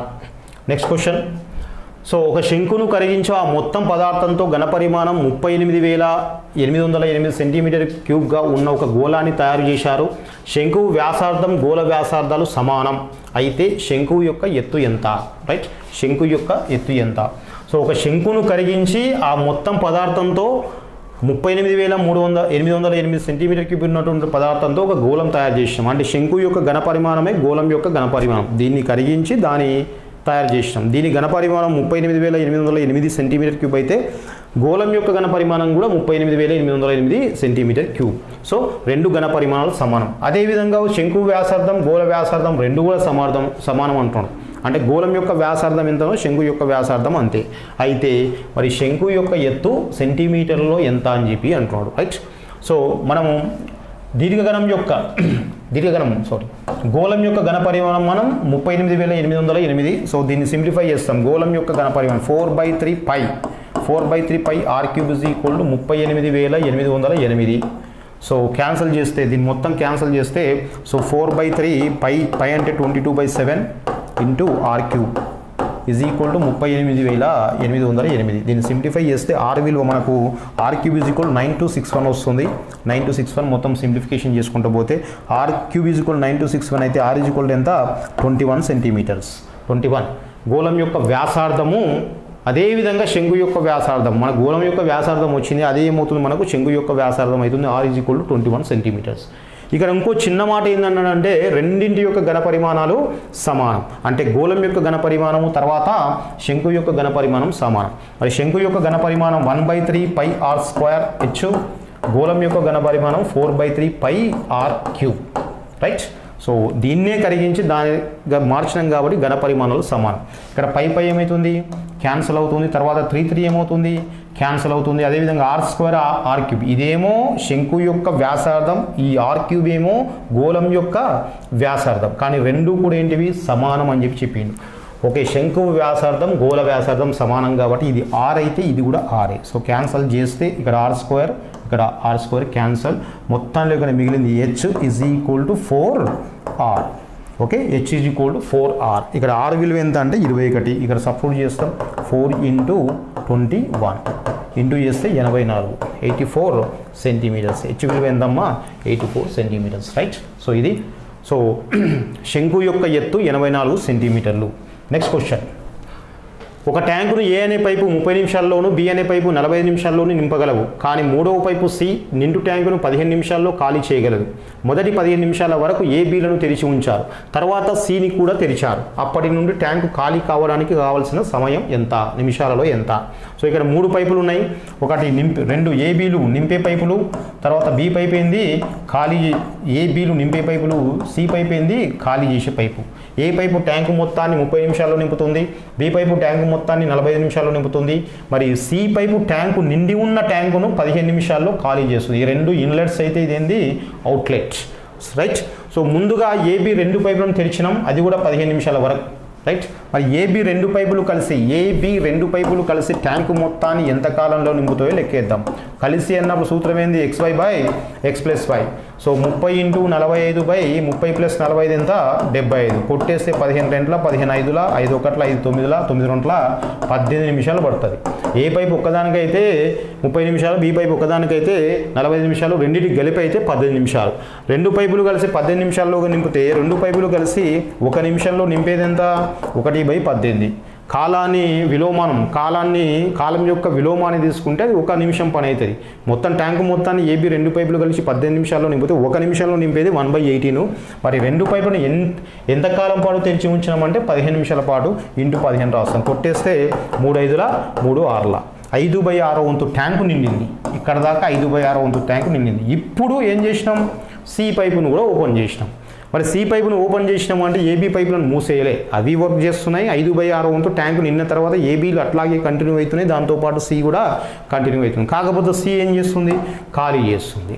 Okay, so AB 2 పైపులు కలిసి 18 నిమిషాల్లో నింపుతాయి. ఏబీ 2 పైపులు కలిసి 18 నిమిషాల్లో నింపుతాయి. సి పైపు ఒక్కటే ఎన్ని నిమిషాల్లో సి పైపు ట్యాంకు మొత్తాన్ని ఏం చేస్తుంది 45ని 15 నిమిషాల్లో ఖాళీ చేస్తుంది. కాబట్టి ఇక్కడ 5/6 వంతును ఖాళీ చేయడానికి పట్టే టైం ఎంత? సో 2 నింపుతున్నాయి, ఒకటి ఖాళీ చేస్తుంది. ఈ రెండింటి యొక్క సమయం 18, దీని యొక్క సమయం 15. కాబట్టి ఏ సూత్రం తీసుకోవాలి? xy by y minus x తీసుకోవాలి. ఎందుకమ్మా xy బై 3 ట్యాంకులు ఉన్నాయి కదా సార్, 3 ట్యాంకులకు సూత్రం ఇది వర్కౌట్ అవుతుంది అంటే 3 ట్యాంకులలో 2 ట్యాంకుల యొక్క సమయాన్ని ముందే లెక్కేసిన. కాబట్టి ఆ రెండింటి యొక్క సమయం ఏబి రెండింటి యొక్క సమయం 18 నిమిషాలు, సికి ఒక్కదానికి 15 నిమిషాలు ఖాళీ చేస్తుంది. 2 నింపుతున్నాయి, రెండింటిని కలిపి ఒకటి అనుకున్నా, సి ఖాళీ చేస్తుంది. అంటే ఒకటి నింపుతుంది, ఒకటి ఖాళీ చేస్తుంది. కాబట్టి outlet xy by y minus x. So 5/6 into x అంటే 18, y అంటే 15. So 18 into 15/15 minus 18 minus 3. 15 minus 18 minus 3. ఎందుకమ్మా -3 వచ్చింది అంటే ఈ రెండింటి కెపాసిటీ కంటే దీని కెపాసిటీ ఎక్కువ. ఓకే, ఈ రెండింటి కెపాసిటీ కంటే దీని కెపాసిటీ ఎక్కువ. ఇవి రెండు కలిసి 15 నిమిషాల్లో నింపితే ఇది ఒక్కటే 15 నిమిషాల్లో ఖాళీ చేస్తుంది. కాబట్టి దీని కెపాసిటీ ఎక్కువ. కాబట్టి ట్యాంక్ గ్రాడ్యువల్గా నిండుతుందా ఖాళీ అవుతుంది అంటే గ్రాడ్యువల్గా ఖాళీ అవుతుంది. ఈ రెండింటి కంటే ఇది పెద్ద పైప్, రెండింటి సామర్థ్యం కంటే దీని పైపు ఎక్కువ ఉంది కాబట్టి ఇది గ్రాడ్యువల్గా ఖాళీ చేస్తుంది. అందుకే మైనస్ సింబల్ ఏంది అంటే ఖాళీ చేయడానికి. మైనస్ తోటి మనకు అవసరం లేదు, రైట్. సో సింబాలిక్గా చెప్పడానికి నేను మైనస్ తీసుకున్నా. సో 6 1 6, 3 3 క్యాన్సల్, 15 5 ఎంతమ్మా 75 నిమిషాలు. సో 5/6 వంతు ట్యాంకు నిండి ఉండగా అప్పుడు సి పైపును ఓపెన్ చేస్తే ట్యాంకు మొత్తం ఎన్ని నిమిషాల్లో ఖాళీ అవుతుంది? 75 నిమిషాల్లో ఖాళీ అవుతుంది. 2 నింపినాయి, 5/6 వంతును నింపినాయి. ఆ తర్వాత సి పైపును ఓపెన్ చేస్తే 3 పని చేయడం వల్ల ట్యాంకు గ్రాడ్యువల్గా ఖాళీ అవుతుంది. ఎంత కాలంలో ఖాళీ అవుతుంది అంటే 75 నిమిషాల్లో. ఎంత ట్యాంకును అంటే మొత్తం ట్యాంకును అంటే కాదు, 5/6 వంతు నిండింది కాబట్టి, రైట్. సో ఆన్సర్ 75 నిమిషాలు. Next question. ఏ నుండి బీకు ఒక మోటార్ పడవ ప్రయాణించి తిరిగి ఏకు చేరుకుంది. ఏ నుంచి బీకి పోయి బి నుంచి మళ్ళీ ఏకు వచ్చింది. ఏ నుండి బీకి పోయి బి నుంచి ఏకు వచ్చింది, అర్థం చేసుకోండి. సో ప్రవాహ వేగము చెప్పిన నిలకన్నీటిలో పడవ వేగం u, నదిలో నీటి వేగం v. ఓకే, ప్రయాణించే దూరము d, కాలము t అని చెప్పేసిన. నిలకడ నీటిలో పడవ వేగము u, నదిలో నీటి వేగము v. సో ప్రవాహ వేగం అన్న నదిలో నీటి వేగం అన్న ఒకటేమ్మా v = 3. మరి దూరం ఎంత అంటే ఏబీల మధ్య దూరం ఎంత అంటే 2 కిలోమీటర్స్. మరియు పూర్తి ప్రయాణానికి పట్టిన మొత్తం సమయం ఎంత అంటే 30 నిమిషాలు. 30 నిమిషాలు అంటే గంటలోకి మారిస్తే 1/2 గంట. సో మొత్తం వెళ్ళింది వచ్చింది, వెళ్ళడానికి పట్టిన సమయం ప్లస్ రావడానికి పట్టిన సమయం, మొత్తం సమయం కలిపి 30 నిమిషాలు. So distance time is equal to ఏందమ్మా అంటే d/s. Time is equal to ఏంది? d/s. ఇక్కడ s అంటే d ప్రవాహ దిశలో వెళ్తేనేమో u + v, ప్రవాహానికి ఎదురుగా వస్తే u - v is equal to మొత్తం t. ఇదేందమ్మా ప్రవాహ దిశలో పడవ ప్రయాణించడానికి పట్టిన కాలము. ఇదేంది ప్రవాహానికి ఎదురుగా తిరిగి రావడానికి పట్టిన కాలము. మొత్తం కాలాలు ఏమవుతున్నాయి? t అవుతుందన్నమాట. సో ఇది d/u + v + d/u - v. So అన్ని సబ్స్టిట్యూట్ చేయండి. సబ్స్టిట్యూట్ చేసినాక ఏమవుతుంది గుర్తుందా? ఏమన్నా సబ్స్టిట్యూట్ చేసినాక ఏమవుతుంది? u + 3 + d అంటే 2/u - 3 ఈజ్ ఈక్వల్ టు 1/2. ఏమొస్తుంది? యూలో వర్గ సమీకరణం వస్తుంది. మరి ఈ నోట్స్లో ఉందా లేదా లెక్క? పర్టికులర్గా చెప్పిన. ఓకే, యూలో వర్గ సమీకరణం వచ్చేటువంటి లెక్క వెరీ ఇంపార్టెంట్. ఖచ్చితంగా దీని మీద బిట్టు పడుతుందని చెప్పిన. మనము ఆప్షన్ వైగా చేసుకుంటూ పోయినాం. దీని మీద 3 లెక్కలు చెప్పిన. ఓకే, సో ఒకసారి చూసుకొని నోట్స్లో లెక్క. ఇంతకుముందు లెక్కలు కూడా నోట్స్లోవే, పర్టికులర్గా మెన్షన్ చేయలేదు ఎక్కడ వస్తుందని చెప్పి. సో ఇది 2/u + 3 + 2/u - 3 = 1/2. మీరు ఆప్షన్ వైజ్గా వెళ్ళాలి. లేదంటే యూలో వర్గ సమీకరణం వస్తుంది. యూలో వర్గ సమీకరణం అది సాల్వ్ చేయాలంటే చాలా పెద్ద పద్ధతి. కాబట్టి వర్గ సమీకరణం వచ్చే లెక్కలు ఎట్లా చేస్తాం మనం? ఆప్షన్ వైజ్గా చేస్తాం. కాబట్టి ఆ ప్రకారంగా వెళ్తే మీరు చూసుకోండి ఒకసారి.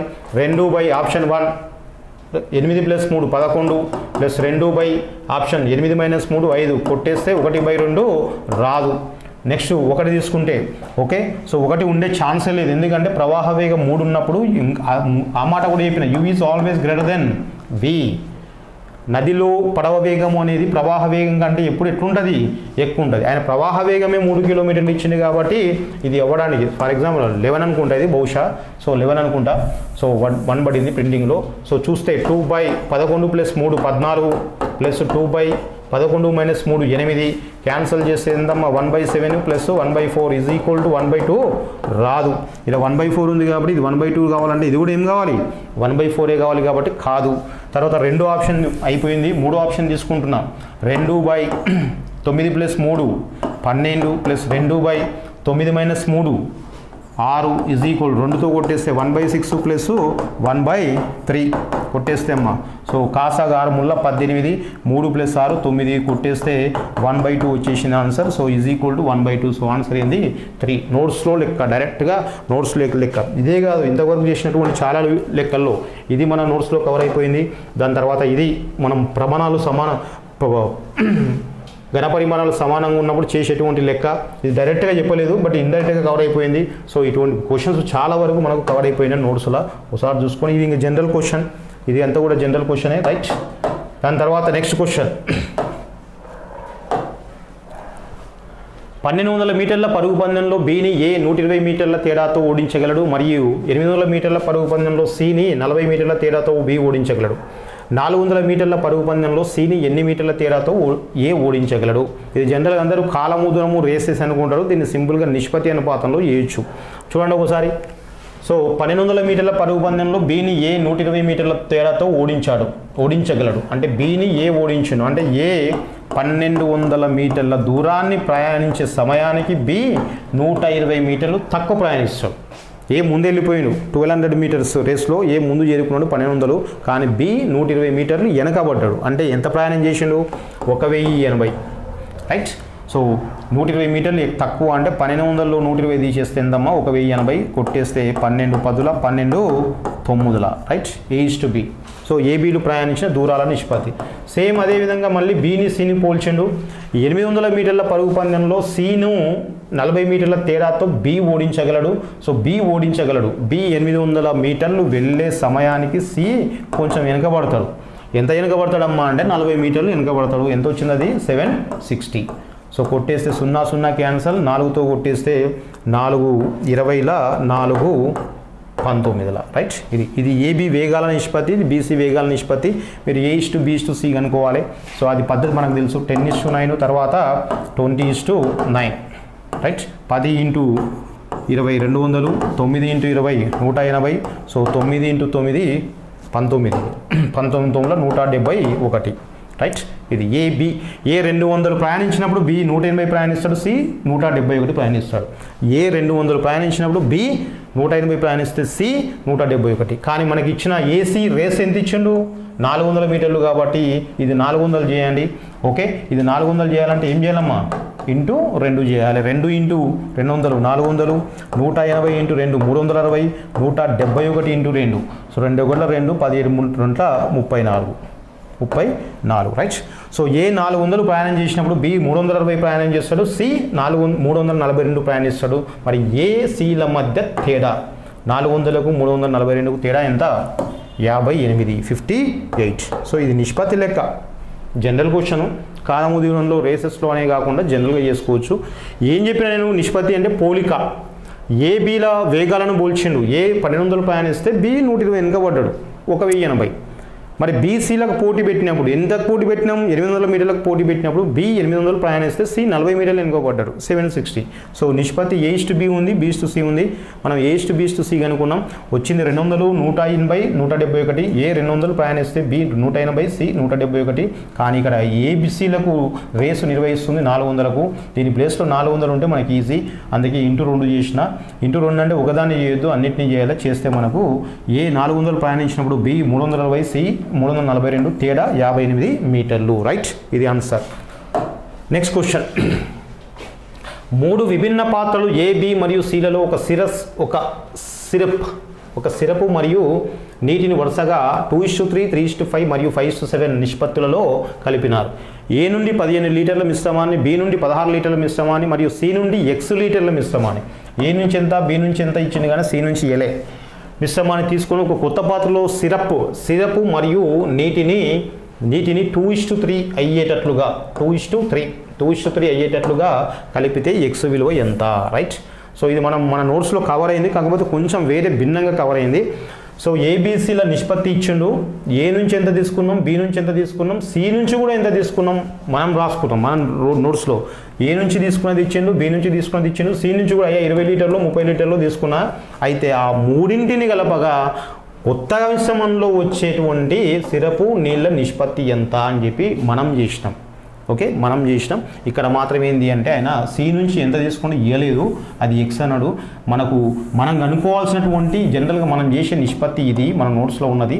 మనం ఏం చేసినామంటే ఆయన అదే ఇచ్చి ఎక్స్ విలువ కనుక్కోమంటాడు. రైట్, సింపుల్గా చూడండి మరి. సో ఏదైనా టార్గెట్ చేయండి, సిరప్ అన్నా నీటినన్నా టార్గెట్ చేయండి. నేను సిరప్ను టార్గెట్ చేస్తున్నా. సిరపు ఏ పాత్ర నుంచి సిరపు 2/5, ఏ పాత్రలో సిరపు 2 భాగాలు, నీళ్లు 3 భాగాలు, మొత్తం 5 భాగాలు, 5 భాగాల్లో 2 భాగాలు, 2/5 ఇంటూ ఏ పాత్ర నుంచి తీసుకుంది 15 లీటర్లమ్మ. నెక్స్ట్ అదేవిధంగా బి పాత్ర నుంచి సిరపు 3 భాగాలు, 3/8 ఇంటూ దాని నుంచి తీసుకున్న మిశ్రమం 16 లీటర్లు. రైట్, సి పాత్ర నుంచి సిరపు 5 బై 5 + 7, 5 + 7 12. మరి ఎన్ని లీటర్లు తీసుకున్నామంటే తెలియదు. ఎక్స్ ఈజ్ ఈక్వల్, ఇది మొత్తం సిరపు. మరి దీంట్లో నుంచి ఇక్కడ మనం తీసుకుంటే సిరప్ ఎంత ఉంది, మొత్తం ఏర్పడినటువంటి కొత్త మిశ్రమంలో సిరప్ ఎన్నో వంతు 2/5 వంతు. 2/5, 2/5 ఇంటూ ఏ నుంచి 15 లీటర్లు, బి నుంచి 16 లీటర్లు, సి నుంచి ఎక్స్ లీటర్లు. రైట్, ఇది సింప్లిఫై చేయాలి. చేస్తే ఎక్స్ విలువ వస్తుంది. కొంచెం క్యాలిక్యులేషన్. 5 ఒకట్ల 5 మూడుల 8 ఒకట్ల 8 రెంట్ల 2 మూడుల 6 + 3 రెంట్ల 6 + 5/12 x is equal to 2/5 into 5, 5 ఒకట్ల 5 మూడుల 3 రెంట్ల 6 ప్లస్ 2/5 ఇంటూ 16, 16 రెంట్ల 30, 2/5 ప్లస్ 2/5x ఇంటూ చేస్తున్నామా. Okay, +6 cancel. Right, so 5/12x ఈ ఎక్స్ ఇటు వచ్చేస్తే 2/5x ఈజ్ ఈక్వల్ టు 32/5. ఈ ప్లస్ ఆర్ అటు పోతే -6. రైట్, సో మనకు 5 వస్తుంది. 12 5ల 60, ఇక్కడ 5 5ల 25, 12 2ల 24, 25 - 24 1 x, 25 - 24 1 x is equal to ఇక్కడ కాసాగా 5 వస్తుందమ్మా. సో 32 5 6ల 30, 32 - 30 2/5, 5 ఒకట్ల 5, 12 ఇంటూ 2 ఎంత 24 లీటర్లు. రైట్, సో సి పాత్ర నుంచి మనం ఎన్ని లీటర్ల మిశ్రమాన్ని తీసుకున్నామంటే 24 లీటర్ల మిశ్రమాన్ని తీసుకున్నాం. సో కొంచెం నోట్స్లో లెక్క, ఇటువంటి లెక్కలు మనం చాలా చేసినాం. కాకపోతే మనం నోట్స్లో డిస్కస్ చేసినటువంటి దానికి భిన్నంగా అడిగిండు. సో అంతకుముందు లెక్కల్లో 2016 తెలంగాణ ఎస్ఐ ఎగ్జామినేషన్లో అడిగిండు. సో ఈ నిష్పత్తి 3 పాత్రల నిష్పత్తి ఇచ్చిండు. సో వీటిని కూడా నిష్పత్తిలో ఇచ్చిండు. ఏ నుంచి ఎన్ని లీటర్లు, బి నుంచి ఎన్ని లీటర్లు, సి నుంచి ఎన్ని లీటర్లు అనకుండా దాన్ని కూడా నిష్పత్తి తీసుకోండి. ఏ నుంచి 15, 16 ఇది ఎక్స్ అని చెప్పి. కాకపోతే ఎక్స్ ఇవ్వకుండా విలువ ఇచ్చిండు. విలువ ఇచ్చి ఈ నిష్పత్తి ఎరిగింది. జనరల్గా అడుగుతున్నటువంటి పద్ధతిని కొంచెం ఇన్నోవేటివ్గా, ఓకే, మామూలు పద్ధతిలో మూస దూరంలో కాకుండా కొంచెం కొత్తగా అడిగిండు. రైట్, ఇది విధానం. సో ఇది కాన్సెప్ట్. Next 16th question. ఆమ్లము మరియు నీరుల మిశ్రమంలో 1 లీటర్ నీటిని కలిపితే ఈ కొత్త మిశ్రమంలో 20% ఆమ్లం ఉంటుంది. ఏం కలుపుతున్నాం? నీటిని కలిపితే. ఆమ్లము నీరు ఉంది, ఆమ్లము నీరు 2 కలిసి ఉన్నాయి మిశ్రమంలో. దానికి అదనంగా మనం 1 లీటర్ నీటిని కలిపితే ఆమ్లం ఎంత వస్తుంది? 20% ఆమ్లం వస్తుంది. ఓకే, అట్లా ఈ కొత్త మిశ్రమానికి మళ్ళీ 1 లీటర్ కలిపినాక మళ్ళీ కలుపుతున్నాం. ఈ కొత్త మిశ్రమానికి, పాత మిశ్రమానికి 1 లీటర్ నీళ్లు కలిపినాం, దానికి అదనంగా ఇంకొక లీటర్ ఆమ్లం కలుపుతున్నాం. అప్పుడు ఆమ్లం ఏమవుతుంది? 33 అవుతుంది. రైట్, 33 ఎందుకంటే 20% ఉంది, మనం 1 లీటర్ ఆమ్లం కలిపినాం కాబట్టి ఆటోమేటిక్గా ఆమ్ల శాతం ఏమవుతుంది? పెరుగుతుంది. 20% ఉన్నది 33 అయిందమ్మా. అయితే ప్రారంభంలోని మిశ్రమంలో, ముందుగా ఉన్న మిశ్రమంలో, ఓకే, ఒరిజినల్ మిక్చర్ అంటాడు, తర్వాత ఇనిషియల్ మిక్చర్ అంటాడు, మనం మాట్లాడుకున్నాం. సో ఆ ముందుగా ఉన్నటువంటి మిశ్రమంలో ఆమ్ల శాతం ఎంత అంటున్నాం. రైట్, సో ఆమ్లాన్ని యాసిడ్, వాటర్ని నీరును వాటర్ అనుకుందాం. ఓకే, ఇదేందమ్మా? ఇదేంది? W. రైట్, సో అదనంగా ఏం కలిపినాం? నీళ్లు. A/W+1. ఓకే, యాసిడ్ A అనుకుంటా, వాటర్ W అనుకుంటున్నా. అదనంగా 1 లీటర్ నీళ్లు కలిపినాం. అప్పుడు ఆమ్లం ఎంత అయింది? 20%. మొత్తం 100%లో 20% ఆమ్లం ఉంది అంటే మిగతా 80% ఏమున్నట్టు? వాటర్ ఉన్నట్టు. రైట్, 20:80. ఇది 20:80. ఆమ్లము 20 అయినప్పుడు వాటర్ 80. కొట్టేస్తే 21ల 24. సో ఏ విలువ ఎంత వచ్చింది? 1 ఏ విలువ ఎంత వచ్చింది 1 యూనిట్ మరి W ఎంత వస్తుంది W + 1 4 అయినప్పుడు W ఎంత +1 అటు పోతే -4 - 1 3 W ఎంత అమ్మా 1 ఇది విషయం సో W 3 ఓకే సో 4 - 1 3 తర్వాత మళ్ళీ కొత్త మిశ్రమానికి W + 1 ఉంది A:W అనేది అసలు మిశ్రమం సో ఇక్కడ A:W + 1 సో మళ్ళీ 1 లీటర్ ఏం కలిపినామంటే ఆమ్లం కలిపినాం యాసిడ్ కాబట్టి A+1 W + 1 ఈజ్ ఈక్వల్ ఇప్పుడు ఏమైంది ఆమ్లము 33 1/3% ఏమైంది 33 1/3% 33 1/3% భిన్న రూపంలో ఏం రాస్తాం 1/3 అంటే ఆమ్లం మొత్తం మిశ్రమం 3 భాగాలు అయితే దాంట్లో ఒక భాగం ఆమ్లం యాసిడ్ ఒక భాగం ఉంది వాటర్ 2 భాగాలు సో యాసిడ్ ఒక భాగం వాటర్ 2 భాగాలు రైట్ సో ఇక్కడ A+1 ఇక్కడ A+1 ఇక్కడ +1 ఉండగానే ఇక్కడ 1 ఉంది ఇక్కడ +1 ఉండగానే ఇక్కడ 1 ఉంది కాబట్టి ఈ విలువ కొంచెం పెద్దగా ఉండాలి ఓకే సో మొత్తం కలిపి ఎంత ఉండాలి మళ్ళీ ఇక్కడ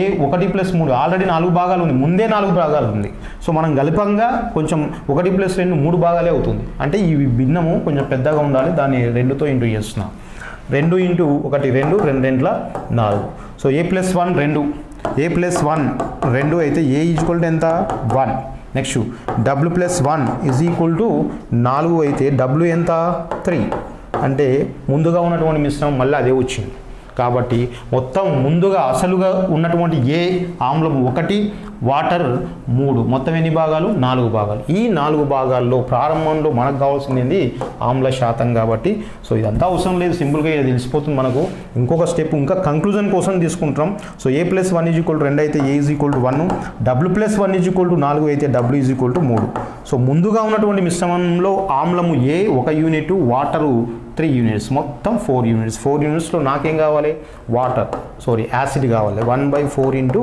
100% 4 1s 4 25 ఎంత పర్సెంటేజ్ 25% ఇది కొంచెం రెగ్యులర్ ఫార్మేట్ నుంచి బయటకు వచ్చి అడిగినటువంటి క్వశ్చన్ సో మ్యాథమెటికల్గా ఓకే ఈక్వేషన్లో రాసుకొని చేయొచ్చు పెద్ద విషయం ఏం కాదు కాకపోతే ఆన్ ద స్పాట్ ఎగ్జామినేషన్లో స్ట్రైక్ కావాలి ఆన్ ద స్పాట్ ఎగ్జామినేషన్లో స్ట్రైక్ బాగా ప్రాక్టీస్ చేసిన వాళ్ళు చేయడానికి అవకాశం ఉన్న క్వశ్చన్ కొంచెం రెగ్యులర్గా అడిగేటువంటి లెక్కలకు ఈ పర్సంటేజ్లో మనకు మిక్చర్స్లో ఒక బిట్టు రెగ్యులర్గా అడుగుతున్నాడు దీంట్లో కొంచెం కొత్తగా అడిగింది ఈ బిట్టు రైట్ నెక్స్ట్ క్వశ్చన్ 17ది నిశ్చలమైన నీటిపై ఒక మోటార్ పడవ యొక్క వేగము గంటకు 50 కిలోమీటర్ ఫుల్ స్టాప్ 50 కిలోమీటర్ నిశ్చలమైన నీటిలో అంటే ఏం చెప్పిన యు = ఎంత 50 కిలోమీటర్ ప్రతి గంటకు 50 kilometre 50 kilometre per hour 50 kilometre per hour next 1 గంట 30 నిమిషాలలో ప్రవాహానికి ఎదురుగా ఆ మోటార్ పడవ 60 కిలోమీటర్లు ప్రయాణిస్తే ప్రవాహానికి ఎదురుగా అంటే ఏం చెప్పిన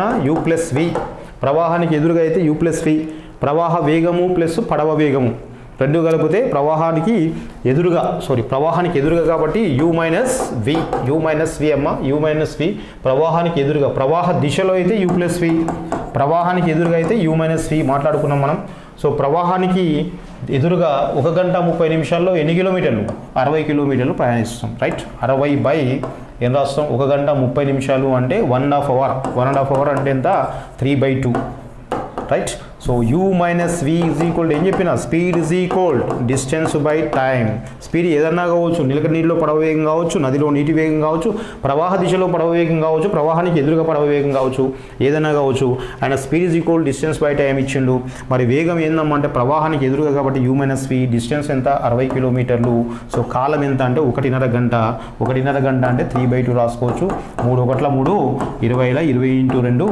40 సో U = 50 వచ్చింది U - V = 40 వచ్చింది U విలువ ఇక్కడ రాసేయండి రాస్తే 50 - V = ఎంత 40 ఈ -V అటు పోతే +40 ఇటు వస్తే -V = ఎంత వస్తుంది 10 km/h ఏందమ్మా 10 km/h ప్రవాహ వేగము 10 km/h ప్రవాహ వేగము రైట్ ఇది అయితే మనకు క్వశ్చన్ ఏంటంటే ఆ పడవ 100 కిలోమీటర్ల దూరాన్ని ప్రయాణించడానికి పట్టే సమయం ఎంత ప్రవాహం వెంబడి ఆ పడవ 100 కిలోమీటర్ల దూరం ప్రయాణించడానికి పట్టే సమయం ఎంత T = D/S D అంటే ఎన్ని కిలోమీటర్లు మళ్ళీ సమయం కాబట్టి టైం = D/S D అంటే ఎన్ని కిలోమీటర్లు 100 కిలోమీటర్లు ఏ దిశలో ప్రవాహ దిశలో అంటే పడవ వేగము ప్లస్ ప్రవాహ వేగం ప్రవాహం వెంబడి అన్నాడు కాబట్టి 50 + 10 60 100/60 చేస్తే మనకు గంటల్లో వస్తుంది మనకేమొస్తుంది గంటల్లో వస్తుంది, కానీ దేంట్లో అడిగిండు నిమిషాల్లో కాబట్టి. సో 100 కిలోమీటర్ బై వేగము kilometre per hour, kilometre by kilometre per hour అంటే కిలోమీటర్ క్యాన్సల్ 1/1/అవర్ అంటే ఎంత వస్తుంది అవర్స్లో వస్తుంది, కానీ నాకు కావాల్సిన నిమిషాల్లో కాబట్టి గంటలను నిమిషాల్లోకి మార్చాలంటే ఇంటూ 60 చేస్తాం. 60 క్యాన్సల్ అవుతుందమ్మా 100 minutes రైట్. సో అన్ని రెగ్యులర్ ఫార్ములాసే, కాకపోతే సో ఇట్లా చైన్ ప్రకారం అడుక్కుంటూ పోయింది, ఒకదాని నుంచి ఒకటి మనకు తెలిసిందే. సో నిలకడ నీటిలో పడవ వేగం u, నదిలో నీటి వేగము v, ప్రవాహ దిశలో పడవ వేగం u+v, ప్రవాహానికి ఎదురుగా పడవ వేగం u-v. అన్ని రెగ్యులర్ క్వశ్చన్సే, కాకపోతే ఇది కొంచెం క్యాలిక్యులేషను ఒక 2-3 స్టెప్స్ తీసుకునేటట్టుగా ఇచ్చిండు right. So answer 100 minutes. Next question 18ది. బి అనే వెరీ గుడ్ మంచి క్వశ్చన్ ఇది. బి అనే ఒక వస్తువు యొక్క కొన్న ధర ఏ అనే వస్తువు యొక్క కొన్న ధర కంటే 25% ఎక్కువ. ఏ కామ బి వస్తువుల ధరలు వరుసగా 30% మరియు 20% ఎక్కువగా ప్రకటితమైనవి. ఏ అనే వస్తువు 10% తగ్గింపుతోను బి అనే వస్తువు 5% తగ్గింపుతోనూ విక్రయించారు. ఏ అనే వస్తువు యొక్క అమ్మకపు ధర బి అనే వస్తువు యొక్క అమ్మకపు ధర కంటే 51 రూపాయలు తక్కువైతే బి అనే వస్తువు యొక్క కొన్న ధర ఎంత రైట్. సో ఇది క్వశ్చన్, సింపుల్ కాన్సెప్టే, కాకపోతే క్యాలిక్యులేషన్ కొంచెం ఎక్కువ ఉంటుంది చూడండి. ఏ మరియు బి. సో బి అనే వస్తువు యొక్క కొన్న ధర ఏ అనే వస్తువు యొక్క కొన్న ధర కంటే 25% ఎక్కువ, బి యొక్క ధర ఎక్కువ ఏ దానికంటే. సో బి ధర ఎక్కువ, ఎంత ఎక్కువ 25, అంటే ఏమనుకుంటాం 100 రూపాయలు అనుకోండి, బి ఏమనుకుంటాం 125 రూపాయలు రైట్. సో ఇది విషయం. సో 100 రూపాయలు అనుకుంటే బి ధర ఏమనుకుంటాం 125 రూపాయలు. Okay right. బి ధర ఏ కన్నా 25 ఎక్కువ, కాబట్టి 100 బి 125. చలో రైట్. బి వస్తువుల ధరల వరుసగా 30% మరియు 20% ఎక్కువ ప్రకటించారు. అంటే వాటి యొక్క ధరలు ఏం చేసిండ్రు, ఏ యొక్క ధరను 30%, బి యొక్క ధరను 20% పెంచిండ్రు. ఏ యొక్క ధర 30% పెంచింది కాబట్టి 130/100, 30% పెంచితే 130/100, 20% పెంచితే 120/100, 20% తగ్గిస్తే 80/100, 30% తగ్గిస్తే 70/100. అదేవిధంగా బి యొక్క ధరను ఏం చేసిండ్రు 20% పెంచిండ్రు 120/100. ఓకే, ఇదేంది కొన్న ధర, దాన్ని 30% పెంచితే ప్రకటిత ధర అయింది. మళ్ళీ ప్రకటిత ధర మీద మళ్ళీ ఏం చేసిండు, ఏ వస్తువు మీద 10%, బి వస్తువు మీద ఏం చేసిండు 5% తగ్గింపుతో విక్రయించిండ్రు. కాబట్టి ఏ వస్తువు మీద 10% అంటే తగ్గింపు కాబట్టి తగ్గుతుంది, 100 ఉన్నది 90 కమ్మిండు, 10 తగ్గించిండు. అదేవిధంగా బి విషయానికి వస్తే 95 కమ్మిండు, 95/100 డిస్కౌంట్ కాబట్టి తగ్గుతుంది రైట్. సో మళ్ళీ ఒకసారి ఇది ఏ కొన్న వేళ 30% పెంచితే ప్రకటిత వేళ, దాని మీద 10% డిస్కౌంట్ ఇస్తే అమ్మిన వేళ. బి 125 కొన్నాడు, దాన్ని 20% పెంచి ఎంఆర్పి రేటుగా ఫిక్స్ చేసిండు, మళ్ళీ దాని మీద 5% డిస్కౌంట్ ఇచ్చి అమ్మిండు. సో ఇది కొన్న వేళ, ఇది ప్రకటిత వేళ, ఇది మొత్తం అమ్మిన వేళ. బి అమ్మిన వేళల నిష్పత్తి కనుక్కుందాం రైట్. సో దానిది ఎంత దీనిది ఎంత ఒకసారి డిస్కస్ చేద్దాం. చలో రైట్. 100 క్యాన్సల్, 2 సున్నాలు క్యాన్సల్, 13 9 117. బి విషయానికి వస్తే 25 5 25 4 4 1 4 30 0 0 క్యాన్సల్, 5 1 5 2 95 × 3 3 5 15 3 9 27 + 1 28 285/2 నిష్పత్తి. సో 117 × 2 234 234 285. ఏందమ్మా 234 ఏ యొక్క అమ్మకం ధర, 285 అండి బి యొక్క అమ్మకం ధర. అమ్మకం ధరల మధ్యన తేడా ఆయన ఇచ్చాడు, ఎంత ఇచ్చాడు, అమ్మకపు ధరల మధ్యన తేడా 51 రూపాయలు. మరి దీనికి తేడా ఎంత ఉంది 285, 5లో 4 పోతే 1, నెక్స్ట్ 28లో 23 పోతే 51, 51 భాగాలు. 51 భాగాలకు ఎంత ఇచ్చిన ఆయన 51 రూపాయలు ఇచ్చిండు. నీకేం కావాలి బి యొక్క అమ్మకం ధర. బి యొక్క అమ్మకం ధర కూడా కాదు, ఏం కావాలి బి యొక్క కొన్న వేళ. ఇది 285 అనుకుంటే నీకు ఏమొస్తుంది బి యొక్క అమ్మకం ధర వస్తుంది. కానీ మళ్ళీ ఆయన ఏమడిగింది ఇక్కడ బి యొక్క కొన్న ధర అడిగిండు రైట్. సో బి యొక్క కొన్న ధర 285 కాబట్టి 51 భాగాలకి ఇక్కడ 2 ఉంది. 51 భాగాలకు 51 రూపాయలు అయితే 285 భాగాలకు మనకు 2 కాబట్టి 51. ఈ 125 × 2 చేస్తే నీకు ఆన్సర్ వస్తుంది 125 × 2. ఎందుకంటే ఇక్కడ సేమ్ ఉన్నాయి విలువలు. ఈ /2 అనేది ఇటు పోతుంది, మనం 125 × 2 చేస్తే సరిపోతుంది. 125 × 2 = ఎంత 250 రూపీస్. ఏంది 250 రూపీస్ బి యొక్క కొన్న వేళ. లేదు సార్ కొంచెం కన్ఫ్యూజింగ్ ఉంది అర్థం కాలేదంటారా, ఇట్లా చూడండి 51 భాగాలకి 51 అయితే బి అమ్మిన వేల 285కి ఎంత, చలో రైట్ 285 రూపీస్. ఏందమ్మా 285 రూపీస్ బి యొక్క అమ్మిన వేల. కానీ నాకేం కావాలి, బి యొక్క కొన్న వేల. బి యొక్క అమ్మిన వేలను కొన్న వేలను ఎక్స్ అనుకుంటే దాని మీద ఏం చేసినాం 20% పెంచి మళ్ళీ దాని మీద ఏం చేసినాం 5% డిస్కౌంట్ ఇచ్చినాం 95/100. అప్పుడు మనకి ఏమొచ్చింది అమ్మిన వేల వచ్చింది 285 వచ్చింది. దీన్ని సింప్లిఫై చేస్తే బి యొక్క కొన్న వేల వస్తుంది. సో కొట్టేయండి 26/25. నెక్స్ట్ 26/25. నెక్స్ట్ 5తో కొట్టేస్తే 5 1 5 19. నెక్స్ట్ 19తో కొట్టేస్తే 19 1 19. సో ఏమి వెళ్తుంది 9 5 19 5. నెక్స్ట్ 3 2 2 2 3 2 50. 3 1 3 5 50 × 5 ఎంతమ్మా 250 రూపాయలు. రైట్, ఇది విషయం. కొంచెం క్యాలిక్యులేషన్ పెద్దనే ఉంది, బట్ కాన్సెప్ట్ కవర్ అయింది మన దగ్గర. సో ఏ యొక్క కొన్న వేల బి యొక్క కొన్న వేల ఏ కంటే 25% ఎక్కువ, బీది ఏది 100 అనుకుంటే బీది 125 రూపాయలు అవుతుంది. 125 రూపాయల మీద మళ్ళీ 20% పెంచి ఎంఆర్పి రేటుగా ఫిక్స్ చేసి మళ్ళీ దాని మీద 5% డిస్కౌంట్ ఇచ్చిండు. అదేవిధంగా ఏ యొక్క కొన్న వేల 100 రూపాయలు అనుకుంటే దాని మీద 30% పెంచి ఎంఆర్పి రేటుగా ఫిక్స్ చేసి మళ్ళీ దాని మీద 10% డిస్కౌంట్ ఇచ్చిండు. మనకు అమ్మిన వేలలో నిష్పత్తి వస్తుంది. రెండింటి యొక్క అమ్మిన వేలలు 51 భాగాలకు 51 రూపాయలు అయితే 285 భాగాలకు ఎంత 285 రూపీస్. ఏందమ్మా 285 రూపీస్ అంటే బి యొక్క అమ్మిన వేల. సో లక్కీ ఏంటంటే మనకు ఆప్షన్లో 285 లేదు. 285 ఉండింటే మనం అదే టీక్ చేస్తుంటే ఆన్సర్ రాంగ్ అవుతుంది. ఆ 285 రూపీస్ ఏంటంటే బి యొక్క అమ్మిన వేల, కానీ మనకు కావాల్సింది బి యొక్క కొన్న వేల. సో కొన్న వేలను ఏం చేసినా మనం కొన్న వేల ఎంత అన్నామని కొన్న వేల ఎక్స్ అనుకుంటున్నా. సో ఎక్స్ నువ్వు ఏం చేస్తున్నా 20% పెంచి 5% డిస్కౌంట్ ఇచ్చిన కాబట్టి ఎక్స్ కొన్న వేల అనుకుంటే దాన్ని 20% పెంచి 5% డిస్కౌంట్ ఇచ్చి అమ్మిన వేల కట్ చేస్తే నాకు 250 రూపీస్ వస్తుంది. నేనేమంటున్నా అంటే 2 ఉంది కాబట్టి 125 × 2 చేస్తే 285 సేమ్ ఉంది. 285 ఇది అమ్మిన వేల, కొన్న వేల 125 × 2. కొంచెం లాజికల్గా ఆలోచన చేస్తే అర్థమవుతుంది. Right, next question. ఒక వస్తువు కొన్న ధర ప్రకటిత ధరలో 64%, ప్రకటిత ధరపై 12% రాయితీ ఇచ్చి ఆ వస్తువును అమ్మితే లాభ శాతం ఎంత. రైట్, డిస్కౌంట్స్ మీద లాభ నష్టాలు డిస్కౌంట్స్ మీద కనీసం 2 క్వశ్చన్స్ వస్తాయని చెప్పిన. ఇంతకుముందు డిస్కౌంట్ లాభ శాతం కలిపి అడిగిండు, ఇక్కడ కూడా డిస్కౌంట్ లాభ శాతం కలిపి అడుగుతున్నాడు. ఒక వస్తువు యొక్క కొన్న ధర ప్రకటిత ధరలో 64%, ప్రకటిత ధరపై 12% రాయితీ ఇచ్చి ఆ వస్తువును అమ్మితే లాభ శాతం మీద. సింపుల్. ఏం చెప్పినండి మీకు లాభ నష్టాల్లో ఎక్కడ కూడా మీకు క్వశ్చన్ అర్థం కాకపోతే 100 తోటి స్టార్ట్ చేయమని చెప్పిన. అమ్మిన వేలతో పోల్చినప్పుడు కొన్న వేల 100%, అమ్మిన వేలతో పోల్చినప్పుడు ప్రకటిత వేల 100% కాబట్టి 100%తో లెక్కను స్టార్ట్ చేస్తే ఈజీ. చూడండి సింపుల్. ఒక వస్తువు కొన్న ధర ప్రకటిత ధరలో 64%. ఓకే, సో ప్రకటిత ధరలో 64% కాబట్టి సింపుల్గా దీంతో స్టార్ట్ చేద్దాం. ప్రకటిత ధర ఎంత అనుకుంటాం 100 అనుకోండి. మరి కొన్న ధర ఎంత అవుతుంది, కాస్ట్ ప్రైస్ ఎంత అవుతుందమ్మా 64 అవుతుంది. ప్రకటిత ధరలో కొన్న ధర 64, ప్రకటిత ధర 100 రూపాయలు అనుకుంటే దాంట్లో 64% అంటే 64 రూపాయలు.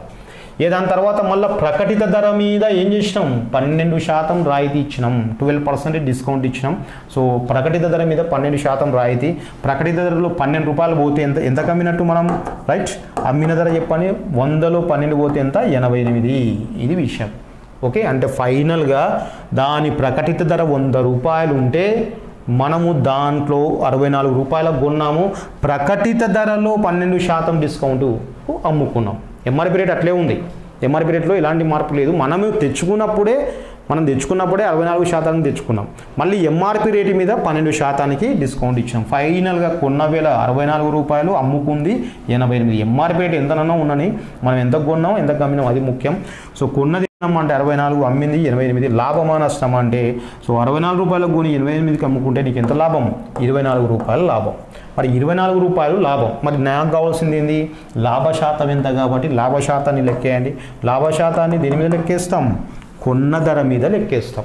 మళ్ళీ చెప్పిన లాభ శాతం ఈజ్ ఈక్వల్ టు లాభం బై కొన్న వేల, లాభం బై కొన్న వేల ఇంటూ 100%. సో లాభం 24, కొన్న వేల 64 ఇంటూ 100 కొట్టేస్తే 8 3 8, 8 3/8 ఇంటూ 100 అంటే ఎంత వస్తుంది 37.5%. 4 2 4 25, 25 ఇంటూ 3 75, 75లో సగం 37.5%. జనరల్ క్వశ్చన్ ఇది, నోట్స్లో కవర్ అయిపోయింది. ఇటువంటి మస్తు లెక్కలు చేసుకున్నాం మనం క్లాస్లో. రైట్, సో ఇది next question. So next question 28th question. So 1 kilometre పరుగు పందెంలో ఏ బీను 100 మీటర్లలోను సీను 200 మీటర్ల తేడాతోను సీను 200 మీటర్ల తేడాతోను ఓకే ఓడించగలడు. 200 మీటర్ల పరుగు పందెంలో బి సీను 20 నిమిషాల తేడాతో ఓడించగలడు. అయితే 200 మీటర్ల దూరం పరిగెత్తడానికి బీకు పట్టిన సమయం ఎంత? రైట్, ఇది. సో ఒకసారి చూసుకోండి, ఏబిసి వేగాల నిష్పత్తి ఒకసారి చూద్దాం. ఏ 1000 మీటర్లు ప్రయాణం చేస్తే ఏ బీను 100 మీటర్ల తేడాతో, అంటే ఏ 1000 మీటర్లు ప్రయాణం చేసినప్పుడు బి 900 మీటర్లు మాత్రమే ప్రయాణిస్తాడు. ఆయన వెళ్ళిపోయింటాడు, ఏ 1000 మీటర్లు వెళ్ళిపోయినాడు 1 కిలోమీటరు, అప్పటికి బి 900 మీటర్లు మాత్రమే ప్రయాణించుంటాడు. అప్పుడు ఏ బీను 100 మీటర్ల తేడాతో ఓడించిండు అని చెప్పి చెప్తాం. అదేవిధంగా ఏ అనేవాడు మళ్ళీ సీని ఏం చేస్తున్నాడు అంటే 200 మీటర్ల తేడాతో ఓడించిండు. అంటే ఏ 1000 మీటర్లు. సో వేగాల నిష్పత్తి 9:8 అయితే కాలాల నిష్పత్తి 8:9 అవుతుంది. సో ఏకి 8 భాగాల సమయం పడితే బీకి 9 భాగాల సమయం పడుతుంది. అంటే బీకి ఎక్కువ పడుతుంది, ఒక భాగం ఎక్కువ. ఒక భాగానికి ఎంతమ్మా? 20. రైట్. సో 20 నిమిషాలు, సింపుల్గా తేడా 20 నిమిషాలు ఉంది. సో 20 నిమిషాలు 20 ఇంటూ ఏం రాస్తాం దీన్ని అంటే, సో 9/8 రాస్తాం. 9/8 రాస్తే 4 రెంట్ల 4 5ల 9 5లు ఎంత? 45/2. కానీ ఇక్కడ ఏముంది మనకు? 90/45 కుట్టేస్తే 45/2 వస్తుంది. ఓకే, 45/2. ఇక్కడ ఇది ఆన్సర్ ఆప్షన్ 3. ఆప్షన్ 3 అవుతుంది. రైట్. Next question. జనరల్గా ఇది కూడా ఏంటి అంటే జస్ట్ నిష్పత్తి, స్పీడ్. ఇది వేగాల నిష్పత్తి, దూరాల నిష్పత్తి నేను ఏం చెప్పినాను? దూరాల నిష్పత్తి వేగాల నిష్పత్తి అనులోమానుపాతంలో ఉంటాయని చెప్పినాం.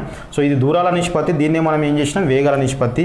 వేగాల నిష్పత్తి 10:9:8 అయితే మనకు ఏతో సంబంధం లేదు, ఓన్లీ బీసీ మాత్రమే తీసుకుంటాం.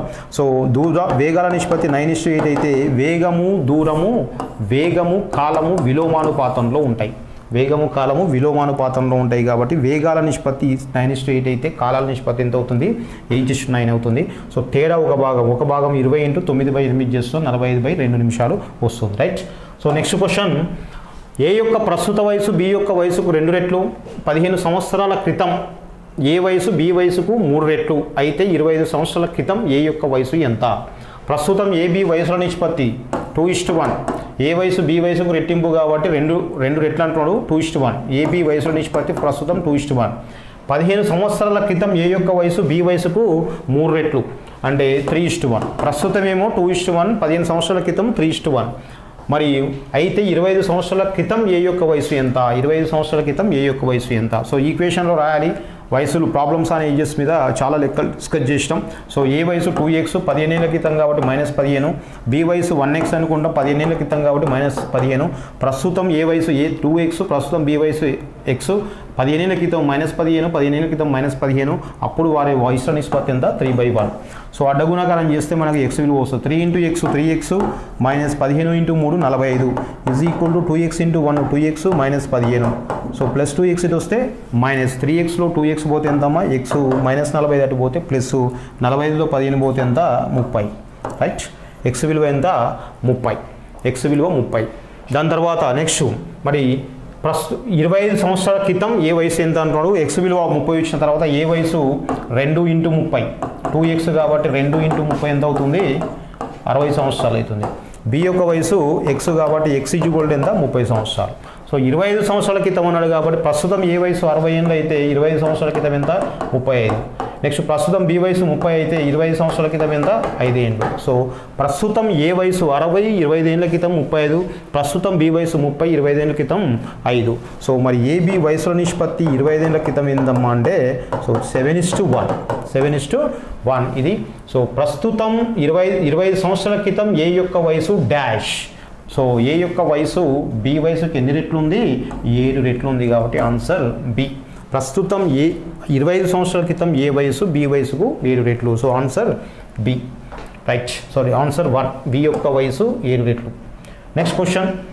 రామ్ రహీంల వయసుల నిష్పత్తి 5 సంవత్సరాల తర్వాత 11:10. 4 సంవత్సరాల ముందు. 4 సంవత్సరాల ముందు అంటే ముందుకు వెళ్ళకూడదు, వెనక్కి వెళ్ళాలి. క్రితం ఇక తర్వాత అంటే ముందుకు వెళ్ళాలి, తర్వాత అంటే ఫార్వర్డ్, క్రితం అన్న ముందన వెనక్కి వెళ్ళాలి. జాగ్రత్త. 4 సంవత్సరాల క్రితం వారి వయసుల నిష్పత్తి వరుసగా 8:7. ఇది ఇంతకుముందు క్వశ్చన్ నోట్స్లో క్వశ్చన్, నోట్స్లో చాలా లెక్కలు చేసినాం ఇది.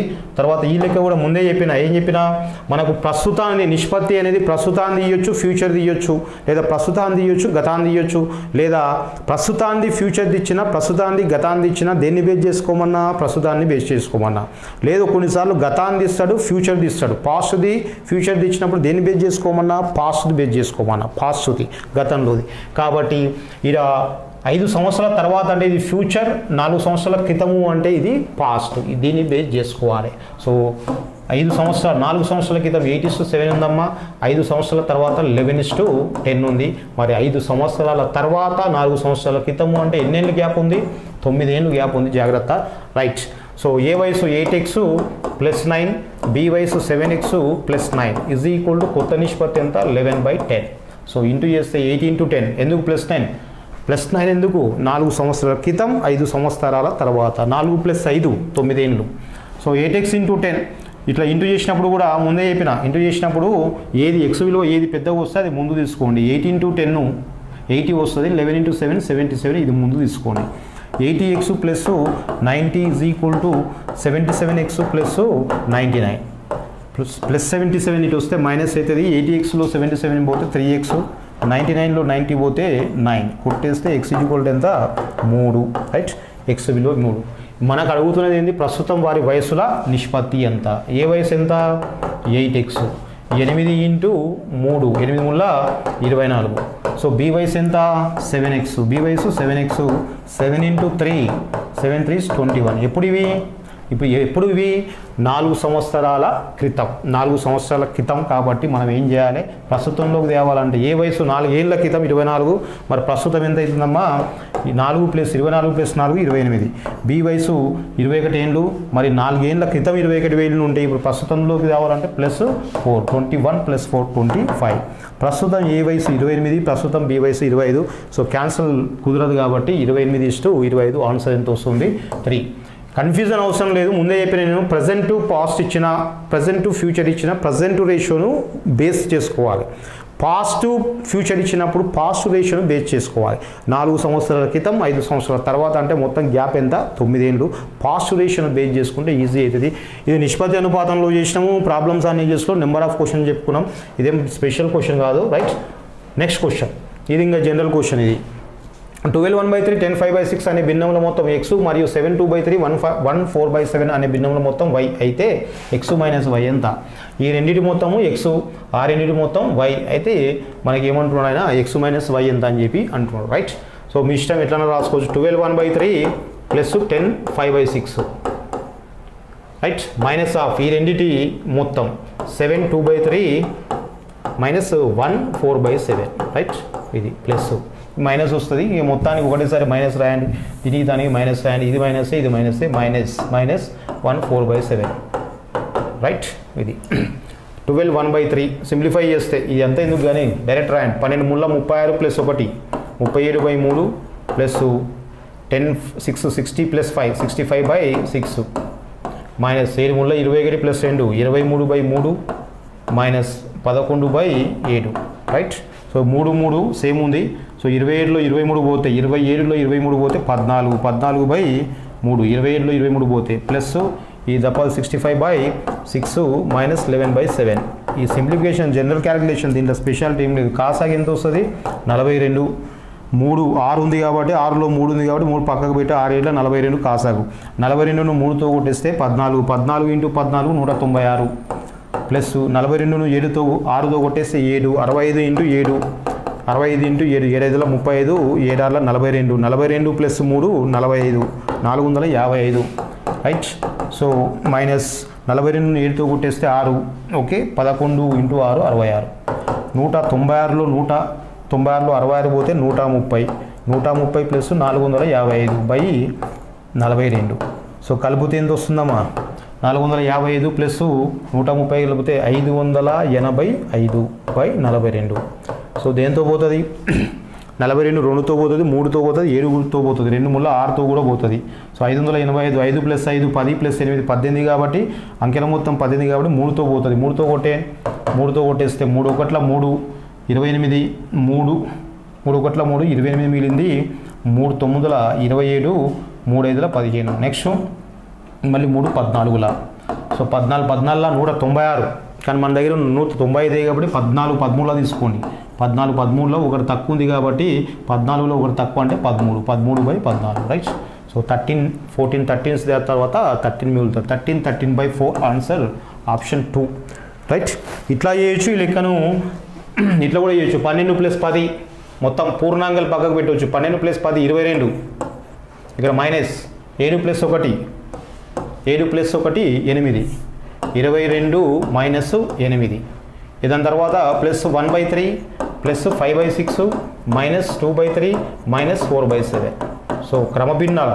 మిశ్రమ భిన్నం అంటే ఏం చెప్పినా, మిశ్రమ భిన్నం అంటే ఏం చెప్పినాం, పూర్ణాంకము మరియు క్రమభిన్నాలు మొత్తం అని చెప్పినాం కాబట్టి సో అది అట్లా కూడా సపరేట్ చేయొచ్చు. 22లో 8 పోతే 14, దాని తర్వాత సింప్లిఫై చేస్తాం. సంథింగ్ ఇట్లా మైనస్ వస్తుంది, దానిలోకి వెళ్ళి ఒకటి తీసుకొని చేస్తాం కాబట్టి 13 13/4 వస్తుంది. అట్లా కూడా చేయొచ్చు. సో ఇది ప్రాసెస్. Next question.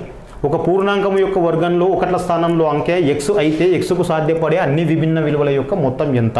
ఒక పూర్ణాంకం యొక్క వర్గంలో ఒకట్ల స్థానంలోని అంకె x అయితే xకు సాధ్యమయ్యేటువంటి అన్ని విభిన్న విలువల మొత్తం ఎంత అంటున్నాడు, రైట్. సో పూర్ణాంకం తీసుకోండి. పూర్ణాంకం 1 2 3 4 5 6 7 8 ఎప్పటి వరకు ఎంతవరకైనా తీసుకోవచ్చు, కాకపోతే అన్నీ అవసరం లేదు. చూడండి 1² అంటే ఎంత 1 అనేది పూర్ణాంకం, దాని వర్గం 1.